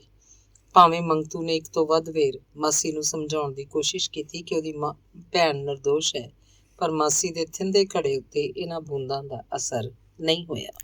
ਸਾਰੇ ਦਿਨ ਦੀ ਸੋਚ ਵਿਚਾਰ ਤੋਂ ਬਾਅਦ ਜਦ ਰਾਤੀ ਮੰਗਤੂ ਮਾਂ ਦੇ ਮੰਜੇ ਤੇ ਆ ਬੈਠਾ ਤਾਂ ਉਸ ਸਭ ਤੋਂ ਪਹਿਲੀ ਗੱਲ ਛੇੜੀ, ਮਾਂ ਮੇਰੀ ਸਲਾਹ ਅਸੀਂ ਡੇਰਾ ਡੰਗਾ ਚੁੱਕ ਲਈਏ। ਉਧਰ ਬਾਲੀ ਵਿਚਾਰੀ ਇਕੱਲੀ ਉਡੀਕਦੀ ਹੋਏਗੀ ਤੇ ਇੱਥੋਂ ਦੇ ਲੋਕਾਂ ਦਾ ਜਿਹੋ ਜਿਹਾ ਰਵੱਈਆ ਸਾਡੇ ਨਾਲ ਹੈ ਤੂੰ ਵੇਖਦੀ ਪਈ ਹੈ। ਮਾਂ ਦੀ ਤਾਂ ਅੱਗੇ ਹੀ ਇਹ ਚਾਹ ਸੀ ਤੇ ਉਹ ਮੰਗਤੂ ਨਾਲੋਂ ਵੀ ਕਾਹਲੀ ਸੀ ਇੱਥੋਂ ਜਾਣ ਨੂੰ। ਬੋਲੀ, ਚੰਨਾ ਭਲੇ ਦਾ ਕੀ ਪੁੱਛਣਾ, ਮੇਰੀ ਵੱਲੋਂ ਹੁਣੇ ਟੁਰ ਪਓ, ਮੈਂ ਤੇ ਆਪਣੇ ਵੱਲੋਂ ਮਰਨ ਲਈ ਇੱਥੇ ਆਈ ਸੀ। ਮੈਨੂੰ ਕੀ ਪਤਾ ਸੀ ਮੇਰਾ ਪੁੱਤਰ ਮੇਰੇ ਸਿਰ ਤੇ ਛਤਰ ਝੁਲਾਉਣ ਲਈ ਆ ਰਿਹਾ ਵੇ। ਬੋਲਦਿਆਂ ਬੋਲਦਿਆਂ ਮਾਂ ਦਾ ਗਲਾ ਰੁੰਧਿਆ ਗਿਆ। ਮੰਗਤੂ ਦੀ ਰਗ ਰਗ 'ਚ ਪਿਆਰ ਦੀ ਲਹਿਰ ਦੌੜ ਗਈ। ਉਹ ਮੁਸਕਰਾਇਆ, ਮਾਂ ਮੈਂ ਤੇ ਪਤਾ ਨਹੀਂ ਤੇਰੇ ਸਿਰ ਤੇ ਛਤਰ ਝੁਲਾਵਾਂਗਾ ਕਿ ਨਹੀਂ, ਪਰ ਮੈਨੂੰ ਯਕੀਨ ਹੈ ਕਿ ਬਾਲੀ ਇਹ ਕੰਮ ਜ਼ਰੂਰ ਕਰੇਗੀ।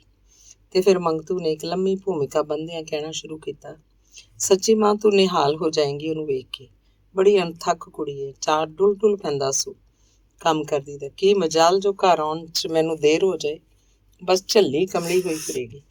ਜੇ ਭੁੱਲਾ ਚੁੱਕਾ ਠੰਡ 'ਚ ਬਾਹਰ ਨਿਕਲਾਂ ਤਾਂ ਮਗਰੇ ਲੋਈਆਂ ਕੰਬਲ ਚੁੱਕੀ ਫਿਰੇਗੀ। ਘਰੋਂ ਟੁਰਦਿਆਂ ਤੀਕ ਬਸ ਇਹੋ ਵਾਸਤੇ ਪਾਉਂਦੀ ਰਹੀ ਕਿ ਜਿਸ ਤਰ੍ਹਾਂ ਵੀ ਹੋ ਸਕੇ ਮਾਤਾ ਜੀ ਨੂੰ ਨਾਲ ਲੈ ਕੇ ਆਉਣਾ। ਤੇਰਾ ਸ਼ੁਕਰ ਏ ਭਗਵਾਨ, ਮਾਂ ਨੇ ਹੱਥ ਜੋੜ ਅੱਖਾਂ ਉੱਪਰ ਚੁੱਕੀਆਂ, ਤੂੰ ਅੱਜ ਮੈਨੂੰ ਸਾਰਾ ਕੁਝ ਸਣ ਵਿਆਜਾ ਮੋੜ ਦਿੱਤਾ ਜਿਹੜਾ ਮੈਂ ਗੁਆਇਆ ਸੀ। ਮੈਨੂੰ ਤੇ ਜਾਪਦਾ ਮਾਂ ਬਾਲੀ ਦੀਆਂ ਰਜ਼ੋਈਆਂ ਨਾਲ ਹੀ ਤੂੰ ਇੰਨੀ ਛੇਤੀ ਰਾਜ਼ੀ ਹੋਣ ਲੱਗੀ। ਕਹਿੰਦੀ ਸੀ ਅਖੇ ਮੈਂ ਰੋਜ਼ ਭਗਵਾਨ ਪਾਸ ਬੇਨਤੀ ਕਰਿਆ ਕਰਾਂਗੀ, ਜੇ ਮੇਰਾ ਭਗਵਾਨ ਸੱਚਾ ਹੈ ਤਾਂ ਜ਼ਰੂਰ ਮੈਨੂੰ ਮਾਤਾ ਜੀ ਦੇ ਦਰਸ਼ਨ ਕਰਾਏਗਾ। ਚਿੱਠੀਆਂ ਵਿੱਚ ਵੀ ਤਾਂ ਇਹੋ ਲਿਖਦੀ, ਮੈਂ ਸਦਕੇ ਉਸ ਭਾਗਾਂ ਵਾਲੀ ਤੋਂ। ਤੇ ਮਾਂ ਇੰਝ ਮੰਗਤੂ ਦਾ ਮੂੰਹ ਸਿਰ ਚੁੰਮਣ ਲੱਗ ਪਈ ਜਿਵੇਂ ਸਾਮਰ ਤੱਕ ਨੂੰਹ ਨੂੰ ਚੁੰਮ ਰਹੀ ਹੋਵੇ, ਤੇ ਚੁੰਮਦਿਆਂ ਚੁੰਮਦਿਆਂ ਉਹਦੇ ਹੋਂਠ ਰੁਕ ਗਏ। ਕਿਉਂ ਮਾਂ? ਮੰਗਤੂ ਨੇ ਪ੍ਰਸ਼ਨ ਕੀਤਾ। ਕੀ ਸੋਚਣ ਲੱਗ ਪਈ? ਕਾਕਾ, ਮਾਂ ਦੀਆਂ ਅੱਖਾਂ 'ਚ ਸਹਿਮ ਦੇ ਪਰਛਾਵੇਂ ਉਤਰ ਆਏ। ਤੂੰ ਬਾਲੀ ਨੂੰ ਮੇਰੇ ਬਾਰੇ ਕੁਝ ਦੱਸਿਆ ਤੇ ਨਹੀਂ ਸੀ? ਮੰਗਤੂ ਹੱਸਿਆ। ਮਾਂ ਤੂੰ ਮੈਨੂੰ ਐਡਾ ਬੇਵਕੂਫ ਸਮਝ ਰੱਖਿਆ। ਹਲਾ ਸ਼ੁਕਰ ਏ। ਮਾਂ ਦੇ ਦਿਲ ਨੂੰ ਧਰਵਾਸ ਆ ਗਿਆ। ਮੈਂ ਆਖਿਆ ਵੱਡੇ ਘਰਾਣੇ ਦੀ ਕੁੜੀ ਏ, ਜੇ ਕਿਤੇ ਪਤਾ ਲੱਗ ਜਾਏ ਸੂ ਤਾਂ ਸਾਰੀ ਉਮਰ ਮੇਰੀਆਂ ਅੱਖਾਂ ਨਾ ਉੱਚੀਆਂ ਹੋ ਸਕਣ ਉਹਦੇ ਸਾਹਮਣੇ। ਚੰਗਾ ਮਾਂ, ਮੰਗਤੂ ਮੰਜੇ ਤੋਂ ਉੱਠਦਾ ਬੋਲਿਆ, ਤਾਂ ਅਸੀਂ ਪਰਸੋਂ ਚੌਥ ਚੱਲੀਏ ਫਿਰ? ਪਰ ਮੈਨੂੰ ਤੇ 2-3 ਦਿਨ ਕੱਟਣੇ ਵੀ ਮੁਹਾਲ ਹੋ ਜਾਣਗੇ। ਗੱਲਾਂ ਕਥਾਂ ਤੋਂ ਵਿਹਲਾ ਹੋ ਕੇ ਜਦ ਮੰਗਤੂ ਮੰਜੇ ਤੇ ਜਾ ਲੇਟਿਆ ਤਾਂ ਉਹਨੂੰ ਕਿੰਨਾ ਹੀ ਚਿਰ ਨੀਂਦਰ ਨਾ ਆ ਸਕੀ। ਹੱਦੋਂ ਵੱਧ ਖੁਸ਼ੀ ਤੇ ਅਣਮਿੱਤੀ ਆਸ਼ਾ ਦਾ ਅਸਰ ਸ਼ਾਇਦ ਆਦਮੀ ਦੀਆਂ ਅੱਖਾਂ 'ਚੋਂ ਨੀਂਦਰ ਚੁਰਾ ਕੱਢਦਾ।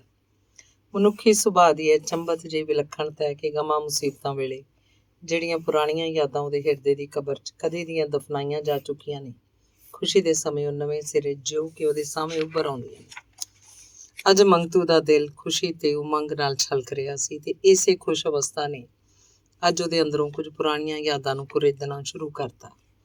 ਜਿਨ੍ਹਾਂ ਬੰਦਿਆਂ ਨਾਲ ਉਹਦਾ ਕਦੇ ਵੀ ਵਾਹ ਪਿਆ ਸੀ ਉਹ ਵਾਰੋ ਵਾਰੀ ਉਹਦੀਆਂ ਅੱਖਾਂ ਅੱਗੇ ਆਈ ਗਏ। ਲੰਮੇ ਪਿਆਂ ਇਹ ਸਿਲਸਿਲਾ ਘੰਟਿਆਂ ਬੱਧੀ ਉਹਦੇ ਸਾਹਮਣੇ ਚੱਲਦਾ ਗਿਆ। ਉਹਨੂੰ ਨਿੱਕੇ ਹੁੰਦਿਆਂ ਦਾ ਇਸੇ ਪਿੰਡ ਦਾ ਵਾਸ ਚੇਤੇ ਆਇਆ। ਜਿਨ੍ਹਾਂ ਮੁੰਡਿਆਂ ਨਾਲ ਲੜਦਾ ਘੁਲਦਾ ਖੇਡਦਾ ਹੁੰਦਾ ਸੀ ਉਹਨਾਂ ਦੀਆਂ ਸੂਰਤਾਂ ਉਹਨੂੰ ਦਿਸੀਆਂ। ਫਿਰ ਪਿਓ ਦੀ ਮੌਤ ਤੋਂ ਬਾਅਦ ਦੀਆਂ ਘਟਨਾਵਾਂ, ਤਾਇਆ ਕਿਰਪਾ, ਉਸਤਾਦ ਆਨੰਦ ਸਿੰਘ, ਹੋਰ ਕਿੰਨੇ ਹੀ ਸੰਗੀ ਸਾਥੀ, ਤੇ ਛੇਕੜ ਇੱਕ ਥਾਂ ਜਾ ਕੇ ਉਹਦੀ ਇਹ ਵਿਚਾਰਧਾਰਾ ਰੁਕ ਗਈ। ਇਹ ਸੀ ਉਹਦੇ ਬੜੇ ਨਿੱਘੇ ਤੇ ਪਿਆਰੇ ਦੋਸਤ ਸਰਦੂਲ ਦੀ ਯਾਦ, ਤੇ ਇਸ ਯਾਦ ਨੇ ਜਿਵੇਂ ਉਹਨੂੰ ਵਰਤਮਾਨ ਤੋਂ ਘਸੀਟ ਕੇ ਅਤੀਤ ਵਿੱਚ ਲਿਜਾ ਸੁੱਟਿਆ ਹੋਵੇ। ਇਸ ਯਾਦ ਦੇ ਨਾਲ ਨਾਲ ਉਹਨੂੰ ਆਪਣੀ ਮੂਰਖਤਾ ਉੱਤੇ ਹਿਰਖ ਆਉਣ ਲੱਗ ਪਿਆ। ਏਡੇ ਚੰਗੇ ਮਿੱਠੇ ਜਿਹੇ ਦੋਸਤ ਨੂੰ ਉਹਨੇ ਇੰਜ ਵਿਸਾਰ ਦਿੱਤਾ ਜਿਵੇਂ ਕਿਸੇ ਸੱਤ ਬਗਾਨੇ ਨੂੰ। ਕਿੰਨਾ ਅਨਰਥ, ਕਿੰਨਾ ਨਿਰਮੋਹਪਣਾ ਕੀਤਾ ਮੈਂ। ਇਸੇ ਗੱਲ ਨੂੰ ਲੈ ਕੇ ਮੰਗਤੂ ਕਿੰਨਾ ਹੀ ਚਿਰ ਸਰਦੂਲ ਦੇ ਖਿਆਲਾਂ 'ਚ ਡੁੱਬਿਆ ਰਿਹਾ ਤੇ ਇਹਨਾਂ ਖਿਆਲਾਂ 'ਚ ਪ੍ਰਬਲਤਾ ਨੇ ਛੇਕੜ ਨੂੰ ਮੰਜੇ ਤੋਂ ਉਠਾ ਬਹਾਇਆ। ਉਹ ਮੰਜੇ ਤੋਂ ਉਤਰਿਆ। ਉਹਦੀ ਮਾਂ ਇਸ ਵੇਲੇ ਮਿੱਠੀ ਨੀਂਦਰ 'ਚ ਸ਼ਾਇਦ ਕੋਈ ਬੜਾ ਸੁਹਾਵਣਾ ਸੁਪਨਾ ਵੇਖ ਰਹੀ ਸੀ। ਉਹਦੇ ਚਿਹਰੇ ਤੋਂ ਮੰਗਤੂ ਨੂੰ ਏਦਾਂ ਹੀ ਜਾਪਿਆ। ਮੰਗਤੂ ਨੇ ਚਿੱਠੀ ਲਿਖਣੀ ਸ਼ੁਰੂ ਕੀਤੀ। ਮੇਰੇ ਪਿਆਰੇ ਸਰਦੂਲ, ਪਤਾ ਨਹੀਂ ਮੇਰੀ ਇਹ ਚਿੱਠੀ ਤੈਨੂੰ ਮਿਲੇਗੀ ਕਿ ਨਹੀਂ, ਵੀ ਪਤਾ ਨਹੀਂ ਕਿ ਤੂੰ ਅੱਜ ਕੱਲ੍ਹ ਜਲੰਧਰ 'ਚ ਹੈ ਜਾਂ ਹੋਰ ਕਿਤੇ, ਪਰ ਫਿਰ ਵੀ ਮੈਂ ਤੈਨੂੰ ਲਿਖ ਰਿਹਾ ਤੇ ਅਟਕਲ ਪੱਚੂ ਇਹ ਚਿੱਠੀ ਮੈਂ ਉਸਤਾਦ ਤੁਲਸੀ ਦੇ ਪਤੇ ਤੇ ਤੈਨੂੰ ਭੇਜ ਰਿਹਾ। ਜੇ ਤੈਨੂੰ ਪੁੱਜ ਗਈ ਤੇ ਮੈਂ ਬੜਾ ਖੁਸ਼ਕਿਸਮਤ ਹੋਵਾਂਗਾ। ਤੂੰ ਦੋਸਤ ਜ਼ਰੂਰ ਮੈਨੂੰ ਪਾਣੀ ਪੀ ਪੀ ਕੋਸਦਾ ਰਿਹਾ ਹੋਏਗਾ ਕਿ ਮੈਂ ਇੱਕ ਰਾਤ ਚੋਰੀ ਚੋਰੀ ਜਲੰਧਰੋਂ ਭੱਜ ਆਇਆ। ਇਸ ਗੱਲ ਨੂੰ ਬੀਤੇ 2.5 ਸਾਲਾਂ 'ਚ ਤੈਨੂੰ ਕਦੀ ਟਕੇ ਦਾ ਖੱਤ ਵੀ ਨਾ ਲਿਖ ਸਕਿਆ। ਕਿੰਨੀ ਬੇਅਕਲੀ ਕੀਤੀ, ਪਰ ਤੂੰ ਸਭ ਕੁਝ ਸਮਝਦਾ ਸਰਦੂਲ ਕਿਉਂ ਇਹ ਬੇਅਕਲੀ ਕੀਤੀ। ਮਾਸੀ ਦੇ ਉਸ ਖੱਤ ਰਾਹੀਂ ਮੇਰਾ ਇੱਕ ਐਸਾ ਭੇਦ ਤੇਰੇ ਤੇ ਖੁੱਲ੍ਹ ਗਿਆ ਸੀ ਜਿਹਨੇ ਮੈਨੂੰ ਤੇਰੇ ਮੱਥੇ ਲੱਗਣ ਜੋਗਾ ਹੀ ਨਹੀਂ ਸੀ ਰਹਿਣ ਦਿੱਤਾ। ਮੇਰੀ ਉਸ ਵੇਲੇ ਕੀ ਹਾਲਤ ਹੋਈ ਜਦੋਂ ਤੂੰ ਮੈਨੂੰ ਮਾਸੀ ਦਾ ਖੱਤ ਪੜ੍ਹ ਕੇ ਸੁਣਾਇਆ ਸੀ। ਤੇਰੇ ਵਰਗਾ ਸਮਝਦਾਰ ਆਦਮੀ ਜ਼ਰੂਰ ਸਮਝ ਸਕਦਾ ਹੈ। ਕਿੱਥੇ ਤਾਂ ਮੈਂ ਆਪਣੇ ਉੱਚੇ ਖਾਨਦਾਨ ਦੀਆਂ ਤੇਰੇ ਅੱਗੇ ਡਿੰਗਾ ਮਾਰਦਾ ਰਹਿੰਦਾ ਸੀ, ਕਿੱਥੇ ਇਸ ਰਾਜ਼ ਦਾ ਖੁੱਲ੍ਹਣਾ। ਮੇਰੀ ਮਾਂ ਉਧਲ ਗਈ ਸੀ। ਤੂੰ ਆਪ ਹੀ ਸੋਚ ਸਰਦੂਲ ਕਿ ਮੈਂ ਤੇਰੇ ਮੱਥੇ ਲੱਗਣ ਜੋਗਾ ਰਹਿ ਗਿਆ ਸੀ। ਫਿਰ ਨਸਦਾ ਨਾ ਤਾਂ ਹੋਰ ਕੀ ਕਰਦਾ। ਪਰ ਦੋਸਤ, ਅੱਜ ਮੈਂ ਉਹ ਮੰਗਤੂ ਨਹੀਂ ਹਾਂ। ਸੱਚ ਪੁੱਛੇ ਤਾਂ ਉਹ ਤੇਰਾ ਵੇਖਿਆ ਹੋਇਆ ਮੰਗਤੂ ਮਰ ਚੁੱਕਾ ਹੈ। ਉਹਦੀ ਲੋਥ ਵਿੱਚ ਇੱਕ ਨਵੇਂ ਮੰਗਤੂ ਨੇ ਜਨਮ ਲਿਆ। ਇਹਨਾਂ 2.5 ਸਾਲਾਂ 'ਚ ਮੈਂ ਜੋ ਵੇਖਿਆ, ਮਹਿਸੂਸਿਆ, ਇਹਦੇ ਅਸਰਾਂ ਨੇ ਸੱਚਮੁੱਚ ਮੇਰਾ ਪੁਨਰ ਜਨਮ ਕੀਤਾ। ਅੱਜ ਮੈਨੂੰ ਬਿਲਕੁਲ ਲੋੜ ਨਹੀਂ ਜਾਪਦੀ ਕਿ ਆਪਣੇ ਖਾਨਦਾਨ ਦੀਆਂ ਝੂਠੀਆਂ ਵਡਿਆਈਆਂ ਕਰ ਕਰਕੇ ਆਪਣੇ ਆਪ ਨੂੰ ਵੱਡਾ ਲਾਟੀਕੀਨ ਸਾਬਤ ਕਰਾਂ। ਮੈਂ ਇੱਕ ਅੱਧ ਦਰਜੇ ਦੇ ਕੰਗਾਲ ਕੁਨਬੇ 'ਚੋਂ ਹਾਂ। ਮੇਰਾ ਪਿਓ ਸਾਰੀ ਉਮਰ ਭਸੜ ਪਾਉਂਦਾ ਮਰ ਗਿਆ, ਪਰ ਉਹਨੂੰ ਆਪਣੀ ਜ਼ਿੰਦਗੀ 'ਚ ਕਦੀ ਕੋਈ ਸੁੱਖ ਦਾ ਦਿਨ ਵੇਖਣਾ ਨਸੀਬ ਨਹੀਂ ਸੀ ਹੋਇਆ। ਤਾਂਹੀਓ ਉਹਦਾ ਸੁਭਾਅ ਹੱਦ ਦਰਜੇ ਦਾ ਕੁਰਖਤ ਤੇ ਹਿੰਸਕ ਹੋ ਗਿਆ ਸੀ। ਉਹਨੇ ਜਿਉਂਦਿਆਂ ਜੀ ਮੈਨੂੰ ਕਦੀ ਪਿਆਰ ਨਹੀਂ ਸੀ ਕੀਤਾ। ਸ਼ਾਇਦ ਦਾਇਮੀ ਭੁੱਖ ਨੰਗ ਦੇ ਚਿੰਤਾ ਨੇ ਉਹਦੇ ਅੰਦਰ ਲਚਕ ਰਹਿਣੀ ਨਹੀਂ ਸੀ ਦਿੱਤੀ। ਸੋਕੜੇ ਦੇ ਮਾਰੇ ਹੋਏ ਖੰਘ 'ਚੋਂ ਪਿਆਰ ਦੀ ਲਗਰ ਫੁੱਟ ਵੀ ਕਿਵੇਂ ਸਕਦੀ ਹੈ। ਇਹ ਮੇਰੀ ਖੁਸ਼ਕਿਸਮਤੀ ਹੈ ਕਿ ਮੈਂ ਕੰਗਾਲ ਹਾਂ। ਜੇ ਮੈਂ ਸੱਚਮੁੱਚ ਹੀ ਕਿਸੇ ਉੱਚੇ ਖਾਨਦਾਨ 'ਚੋਂ ਹੁੰਦਾ ਤਾਂ ਮੈਂ ਸ਼ਾਇਦ ਉਹੀ ਕੁਝ ਕਰਦਾ ਜੋ ਇਹੋ ਜਿਹੇ ਲੋਕ ਕੀਤਾ ਕਰਦੇ ਨੇ। ਸਰਦੂਲ, ਮੈਨੂੰ ਇਹ ਬਿਲਕੁਲ ਮੁਕਰਨ ਦੀ ਲੋੜ ਨਹੀਂ ਕਿ ਮੇਰੀ ਮਾਂ ਬਾਰੇ ਜੋ ਕੁਝ ਤੂੰ ਉਸ ਕਾਰਡ 'ਚ ਪੜ੍ਹਿਆ ਸੀ ਉਹ ਸੱਚ ਸੀ, ਪਰ ਇਸ 'ਚ ਕਸੂਰ ਕਿਹਦਾ ਸੀ? ਇਹ ਬੜੀ ਲੰਮੀ ਕਹਾਣੀ ਹੈ, ਮੈਂ ਕਦੀ ਮਿਲ ਕੇ ਸੁਣਾਵਾਂਗਾ। ਹਾਲੇ ਇੰਨਾ ਹੀ ਦੱਸਣਾ ਕਾਫੀ ਹੈ ਕਿ ਮੇਰੀ ਉਹ ਗੁਆਚੀ ਮਾਂ ਮੈਨੂੰ ਮਿਲ ਪਈ ਹੈ ਤੇ ਨਾ ਕੇਵਲ ਮੇਰੀਆਂ ਨਜ਼ਰਾਂ 'ਚ ਬਲਕਿ ਰੱਬ ਦੀ ਦਰਗਾਹ 'ਚ ਵੀ ਉਨੀ ਪਵਿੱਤਰ ਤੇ ਨਿਰਦੋਸ਼ ਹੈ ਜਿੰਨਾ ਗੰਗਾ ਦਾ ਜਲ। ਤੈਨੂੰ ਇਹ ਜਾਣ ਕੇ ਖੁਸ਼ੀ ਹੋਏਗੀ ਕਿ ਇਹ ਲੰਮੀ ਚਿੱਠੀ ਅੱਜ ਮੈਂ ਕਿਸੇ ਹੋਰ ਪਾਸੋਂ ਲਿਖਵਾ ਕੇ ਨਹੀਂ ਤੈਨੂੰ ਪਾ ਰਿਹਾ, ਬਲਕਿ ਆਪਣੇ ਹੱਥਾਂ ਨਾਲ ਲਿਖ ਰਿਹਾ। ਮੈਂ ਸਮਝਦਾ ਇਸ ਵਡਿਆਈ ਦਾ ਸਿਹਰਾ ਤੇਰੇ ਸਿਰ ਹੈ ਜਿਹਨੇ ਮੈਨੂੰ ਪੜ੍ਹਨ ਲਿਖਣ ਲਈ ਉਤਸ਼ਾਹ ਦਿੱਤਾ। ਇੱਕ ਗੱਲ ਹੋਰ ਵੀ ਦੱਸਾਂ, ਮੈਂ ਤੇਰਾ ਉਹ ਲਾਂਭਾ ਵੀ ਲਾ ਚੁੱਕਾ ਜਿਹੜਾ ਤੂੰ ਮੈਨੂੰ ਅਕਸਰ ਦਿੰਦਾ ਰਹਿੰਦਾ ਸੀ।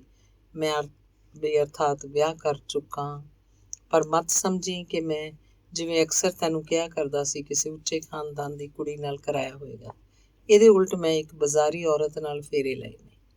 ਤੂੰ ਜ਼ਰੂਰ ਕੰਬ ਉੱਠਿਆ ਹੋਏਗਾ ਇਹ ਗੱਲ ਪੜ੍ਹ ਕੇ, ਪਰ ਮੈਂ ਸੱਚ ਕਹਿਣਾ ਸਰਦੂਲ, ਮੈਨੂੰ ਗੰਦੀ ਨਾਲੀ 'ਚੋਂ ਇੱਕ ਆਬਦਾਰ ਸੁੱਚਾ ਮੋਤੀ ਲੱਭਾ ਜਿਹਦੀ ਕੀਮਤ ਕੋਈ ਜ਼ੋਰ ਹੀ ਪਾ ਸਕਦਾ ਹੈ। ਸਰਦੂਲ, ਮੈਂ ਇਸ ਛੋਟੀ ਜਿਹੀ ਜ਼ਿੰਦਗੀ ਪਾਸੋਂ ਬੜਾ ਕੁਝ ਸਿੱਖਿਆ, ਸ਼ਾਇਦ ਕਈਆਂ ਜਨਮਾਂ ਜਿੰਨਾ। ਤੂੰ ਮੇਰੀਆਂ ਗੱਲਾਂ ਪੜ੍ਹ ਕੇ ਹੈਰਾਨ ਹੁੰਦਾ ਹੋਏਗਾ, ਕਿੱਥੋਂ ਆ ਗਿਆ ਵੱਡਾ ਮਹਾਂਗਿਆਨੀ। ਪਰ ਮੈਂ ਮੁੱਕਰਦਾ ਨਹੀਂ ਕਿ ਮੈਂ ਆਪਣੇ ਅੰਦਰ ਸੱਚਮੁੱਚ ਕਿਸੇ ਮਹਾਂਗਿਆਨੀ ਦਾ ਵਿਕਾਸ ਮਹਿਸੂਸ ਕਰਦਾ। ਤੂੰ ਪੁੱਛਣਾ ਚਾਹੇਂਗਾ ਕਿ ਕਿੱਥੋਂ ਪ੍ਰਾਪਤ ਹੋਈ ਮੈਨੂੰ ਇਸ ਮਹਾਂਗਿਆਨ ਦੀ? ਕਿੱਥੋਂ? ਬਾਹਰੋਂ ਨਹੀਂ ਦੋਸਤ, ਆਪਣੀ ਜ਼ਿੰਦਗੀ ਵਿੱਚੋਂ, ਉਹਦੀਆਂ ਠੋਕਰਾਂ 'ਚੋਂ, ਇੱਕ ਮਾਸਟਰ ਦੀ ਸੰਗਤ ਵਿੱਚੋਂ, ਬਾਲੀ ਦੇ ਸਹਿਯੋਗ ਵਿੱਚੋਂ ਤੇ ਮਾਂ ਦੇ ਮਿਲਾਪ ਵਿੱਚੋਂ। ਸੱਚ ਪੁੱਛੇ ਅਸੀਂ ਸਾਰੇ ਇੱਕੋ ਸ਼ਿਕਾਰੀ ਦੇ ਤੀਰਾਂ ਨਾਲ ਫੱਟੇ ਪੰਛੀ ਸਾਂ। ਮੈਂ, ਮੇਰਾ ਮਾਸਟਰ, ਬਾਲੀ ਤੇ ਮੇਰੀ ਮਾਂ। ਤੇ ਜਿਉਂ-ਜਿਉਂ ਅਸੀਂ ਇੱਕ ਦੂਜੇ ਦੇ ਨੇੜੇ ਹੁੰਦੇ ਗਏ, ਸਾਡੇ ਸਾਹਮਣੇ ਜ਼ਿੰਦਗੀ ਦੇ ਐਸੇ ਗੁੱਝੇ ਭੇਦ ਖੁੱਲ੍ਹਦੇ ਗਏ ਜਿਹੜੇ ਕਿਸੇ ਵੱਡੇ ਤੋਂ ਵੱਡੀ ਗਿਆਨੀ ਦੇ ਅਨੁਭਵ 'ਚ ਵੀ ਨਾ ਆ ਸਕਦੇ ਹੋਣ। ਸੱਚ ਪੁੱਛੇ ਤਾਂ ਅਸੀਂ ਸਾਰੇ ਇੱਕੋ ਮੰਜ਼ਿਲ 'ਚ ਭਟਕਦੇ ਰਹੇ ਹਾਂ। ਮੈਂ, ਮੇਰੀ ਬਾਲੀ, ਮੇਰੀ ਮਾਂ ਤੇ ਅਸਾਂ ਵਰਗੇ ਹੋਰ ਕਰੋੜਾਂ। ਤੇ ਸਰਦੂਲ, ਇੱਕ ਗੱਲ ਹੋਰ ਵੀ ਦੱਸਦੇ ਹਾਂ, ਮਤ ਸਮਝੀ ਕਿ ਦੁਨੀਆ ਇੱਦਾਂ ਹੀ ਚੱਲਦੀ ਰਹੇਗੀ। ਅੱਤ ਤੇ ਰੱਬ ਦਾ ਮੁੱਢ ਤੋਂ ਵੈਰ ਚੱਲਦਾ ਹੈ। ਹੁਣ ਜਦ ਕਿ ਅੱਤ ਆਪਣੀ ਸਿਖਰ ਤੇ ਪੁੱਜ ਚੁੱਕੀ ਹੈ ਤਾਂ ਰੱਬ ਦਾ ਆਸਣ ਵੀ ਡੋਲਣੋਂ ਨਹੀਂ ਬਚ ਸਕਦਾ। ਰੱਬ ਅੱਜ ਆਪਣੇ ਸੰਕੇਤਾਂ ਰਾਹੀਂ ਸਾਨੂੰ ਉਕਸਾ ਰਿਹਾ ਕਿ ਤੁਸੀਂ ਨਿਰੇ ਜੂਨ ਕੱਟਣ ਲਈ ਨਹੀਂ ਸਾਜੇ ਗਏ, ਤੁਸੀਂ ਜੀਣ ਲਈ ਹੋ ਅਤੇ ਤੁਸੀਂ ਵਿਕਾਸ ਲਈ ਹੋ। ਖੈਰ ਛੱਡੋ, ਹਾਲੇ ਇਹਨਾਂ ਲੰਮੇ ਕਿੱਸਿਆਂ ਨੂੰ ਕਦੀ ਮਿਲ ਕੇ ਗੱਲਾਂ ਕਰਾਂਗੇ। ਬੜਾ ਦਿਲ ਕਰਦਾ ਸਰਦੂਲ ਜਲੰਧਰ ਜਾ ਕੇ ਤੈਨੂੰ ਮਿਲਾਂ, ਤੈਨੂੰ ਰੱਜ ਕੇ ਪਿਆਰ ਕਰਾਂ, ਆਪਣੇ 2.5-3 ਸਾਲਾਂ ਦੇ ਤਜਰਬੇ ਸੁਣਾ ਕੇ ਤੈਨੂੰ ਹੈਰਾਨ ਕਰ ਦਿਆਂ। ਪਰ ਮਜਬੂਰ ਹੈ, ਇੰਨੇ ਦਿਨ ਪਿੰਡ ਆਇਆ ਹੋਏ ਨੇ, ਪਰ ਬਿਮਾਰ ਮਾਂ ਨੂੰ ਇੱਕ ਮਿੰਟ ਲਈ ਵੀ ਛੱਡ ਨਹੀਂ ਸਕਿਆ। ਮਸੇ ਉਹ ਸਫ਼ਰ ਕਰਨ ਜੋਗੀ ਹੋਈ ਹੈ। ਪਰਸੋਂ ਚੌਥ ਤੱਕ ਅਸੀਂ ਦੇਹਰਾਦੂਨ ਜਾ ਰਹੇ ਹਾਂ, ਸੋ ਮੇਰੇ ਮਿੱਠੇ ਦੋਸਤ ਚਿੱਠੀ ਦਾ ਜਵਾਬ ਉੱਪਰਲੇ ਪਤੇ 'ਤੇ ਜ਼ਰੂਰ ਦੇਈਂ, ਕਿਉਂਕਿ ਅਜੇ ਮੈਂ ਬਹੁਤ ਕੁਝ ਤੈਨੂੰ ਕਹਿਣਾ ਸੁਣਨਾ ਹੈ। ਇਹਨਾਂ ਗਿਣਵੀਆਂ ਸਤਰਾਂ ਰਾਹੀਂ ਤਾਂ ਮੈਂ ਗੋੜੇ 'ਚੋਂ ਪੌਣੀ ਵੀ ਨਹੀਂ ਛੋ ਸਕਿਆ। ਬੜੀ ਬੇਸਬਰੀ ਨਾਲ ਤੇਰੇ ਉੱਤਰ ਦੀ ਉਡੀਕ 'ਚ ਮੰਗਤੂ ਰਾਮ। ਇਹ ਤੋਂ ਬਾਅਦ ਮੰਗਤੂ ਨੇ ਇੱਕ ਹੋਰ ਸੰਖੇਪ ਜਿਹੀ ਚਿੱਠੀ ਬਾਲੀ ਨੂੰ ਲਿਖੀ, ਜਿਸ 'ਚ ਉਹਨੇ ਲਿਖਿਆ ਕਿ ਉਹ ਮਾਂ ਸਮੇਤ ਆ ਰਿਹਾ ਅਤੇ ਇਸ ਕੰਮੋਂ ਵਿਹਲਾ ਹੋ ਕੇ ਉਹ ਮੰਜੇ 'ਤੇ ਲੇਟ ਗਿਆ। ਅੱਜ ਉਹਨੂੰ ਬੜੀ ਮਿੱਠੀ ਤੇ ਬੜੀ ਸੁਖਦਾਈ ਨੀਂਦਰ ਆਈ। ਤੀਜੇ ਦਿਨ ਪੰਜਵੇਂ ਦਿਨ ਦੋਹਾਂ ਮਾਂ ਪੁੱਤਰਾਂ ਨੇ ਰੇਲ ਦਾ ਸਫ਼ਰ ਸ਼ੁਰੂ ਕੀਤਾ। ਤਿਆਰ ਹੁੰਦਿਆਂ 2 ਦਿਨਾਂ ਦੀ ਦੇਰ ਪੈ ਗਈ।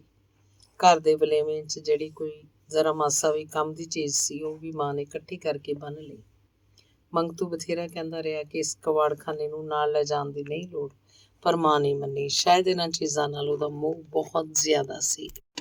ਸਫ਼ਰ ਜਿਉਂ-ਜਿਉਂ ਖਤਮ ਹੁੰਦਾ ਗਿਆ, ਮਾਂ ਦੀ ਉਮਰ 'ਚ ਵਾਧਾ ਹੁੰਦਾ ਗਿਆ ਅਤੇ ਛੇਕੜ ਜਦ ਦੇਹਰਾਦੂਨ ਕੁੱਲ 2-3 ਸਟੇਸ਼ਨ ਬਾਕੀ ਰਹਿ ਗਿਆ ਤਾਂ ਦੋਹਾਂ ਮਾਂ ਪੁੱਤਰਾਂ ਲਈ ਮਿੰਟ ਵਕਤ ਗੁਜ਼ਾਰਨਾ ਦੁੱਭਰ ਹੋ ਉੱਠਿਆ, ਜਿਵੇਂ ਬਾਕੀ 15-20 ਮੀਲ ਦਾ ਸਫ਼ਰ ਅਮਰੀਕਾ ਦਾ ਸਫ਼ਰ ਬਣ ਗਿਆ ਹੋਵੇ।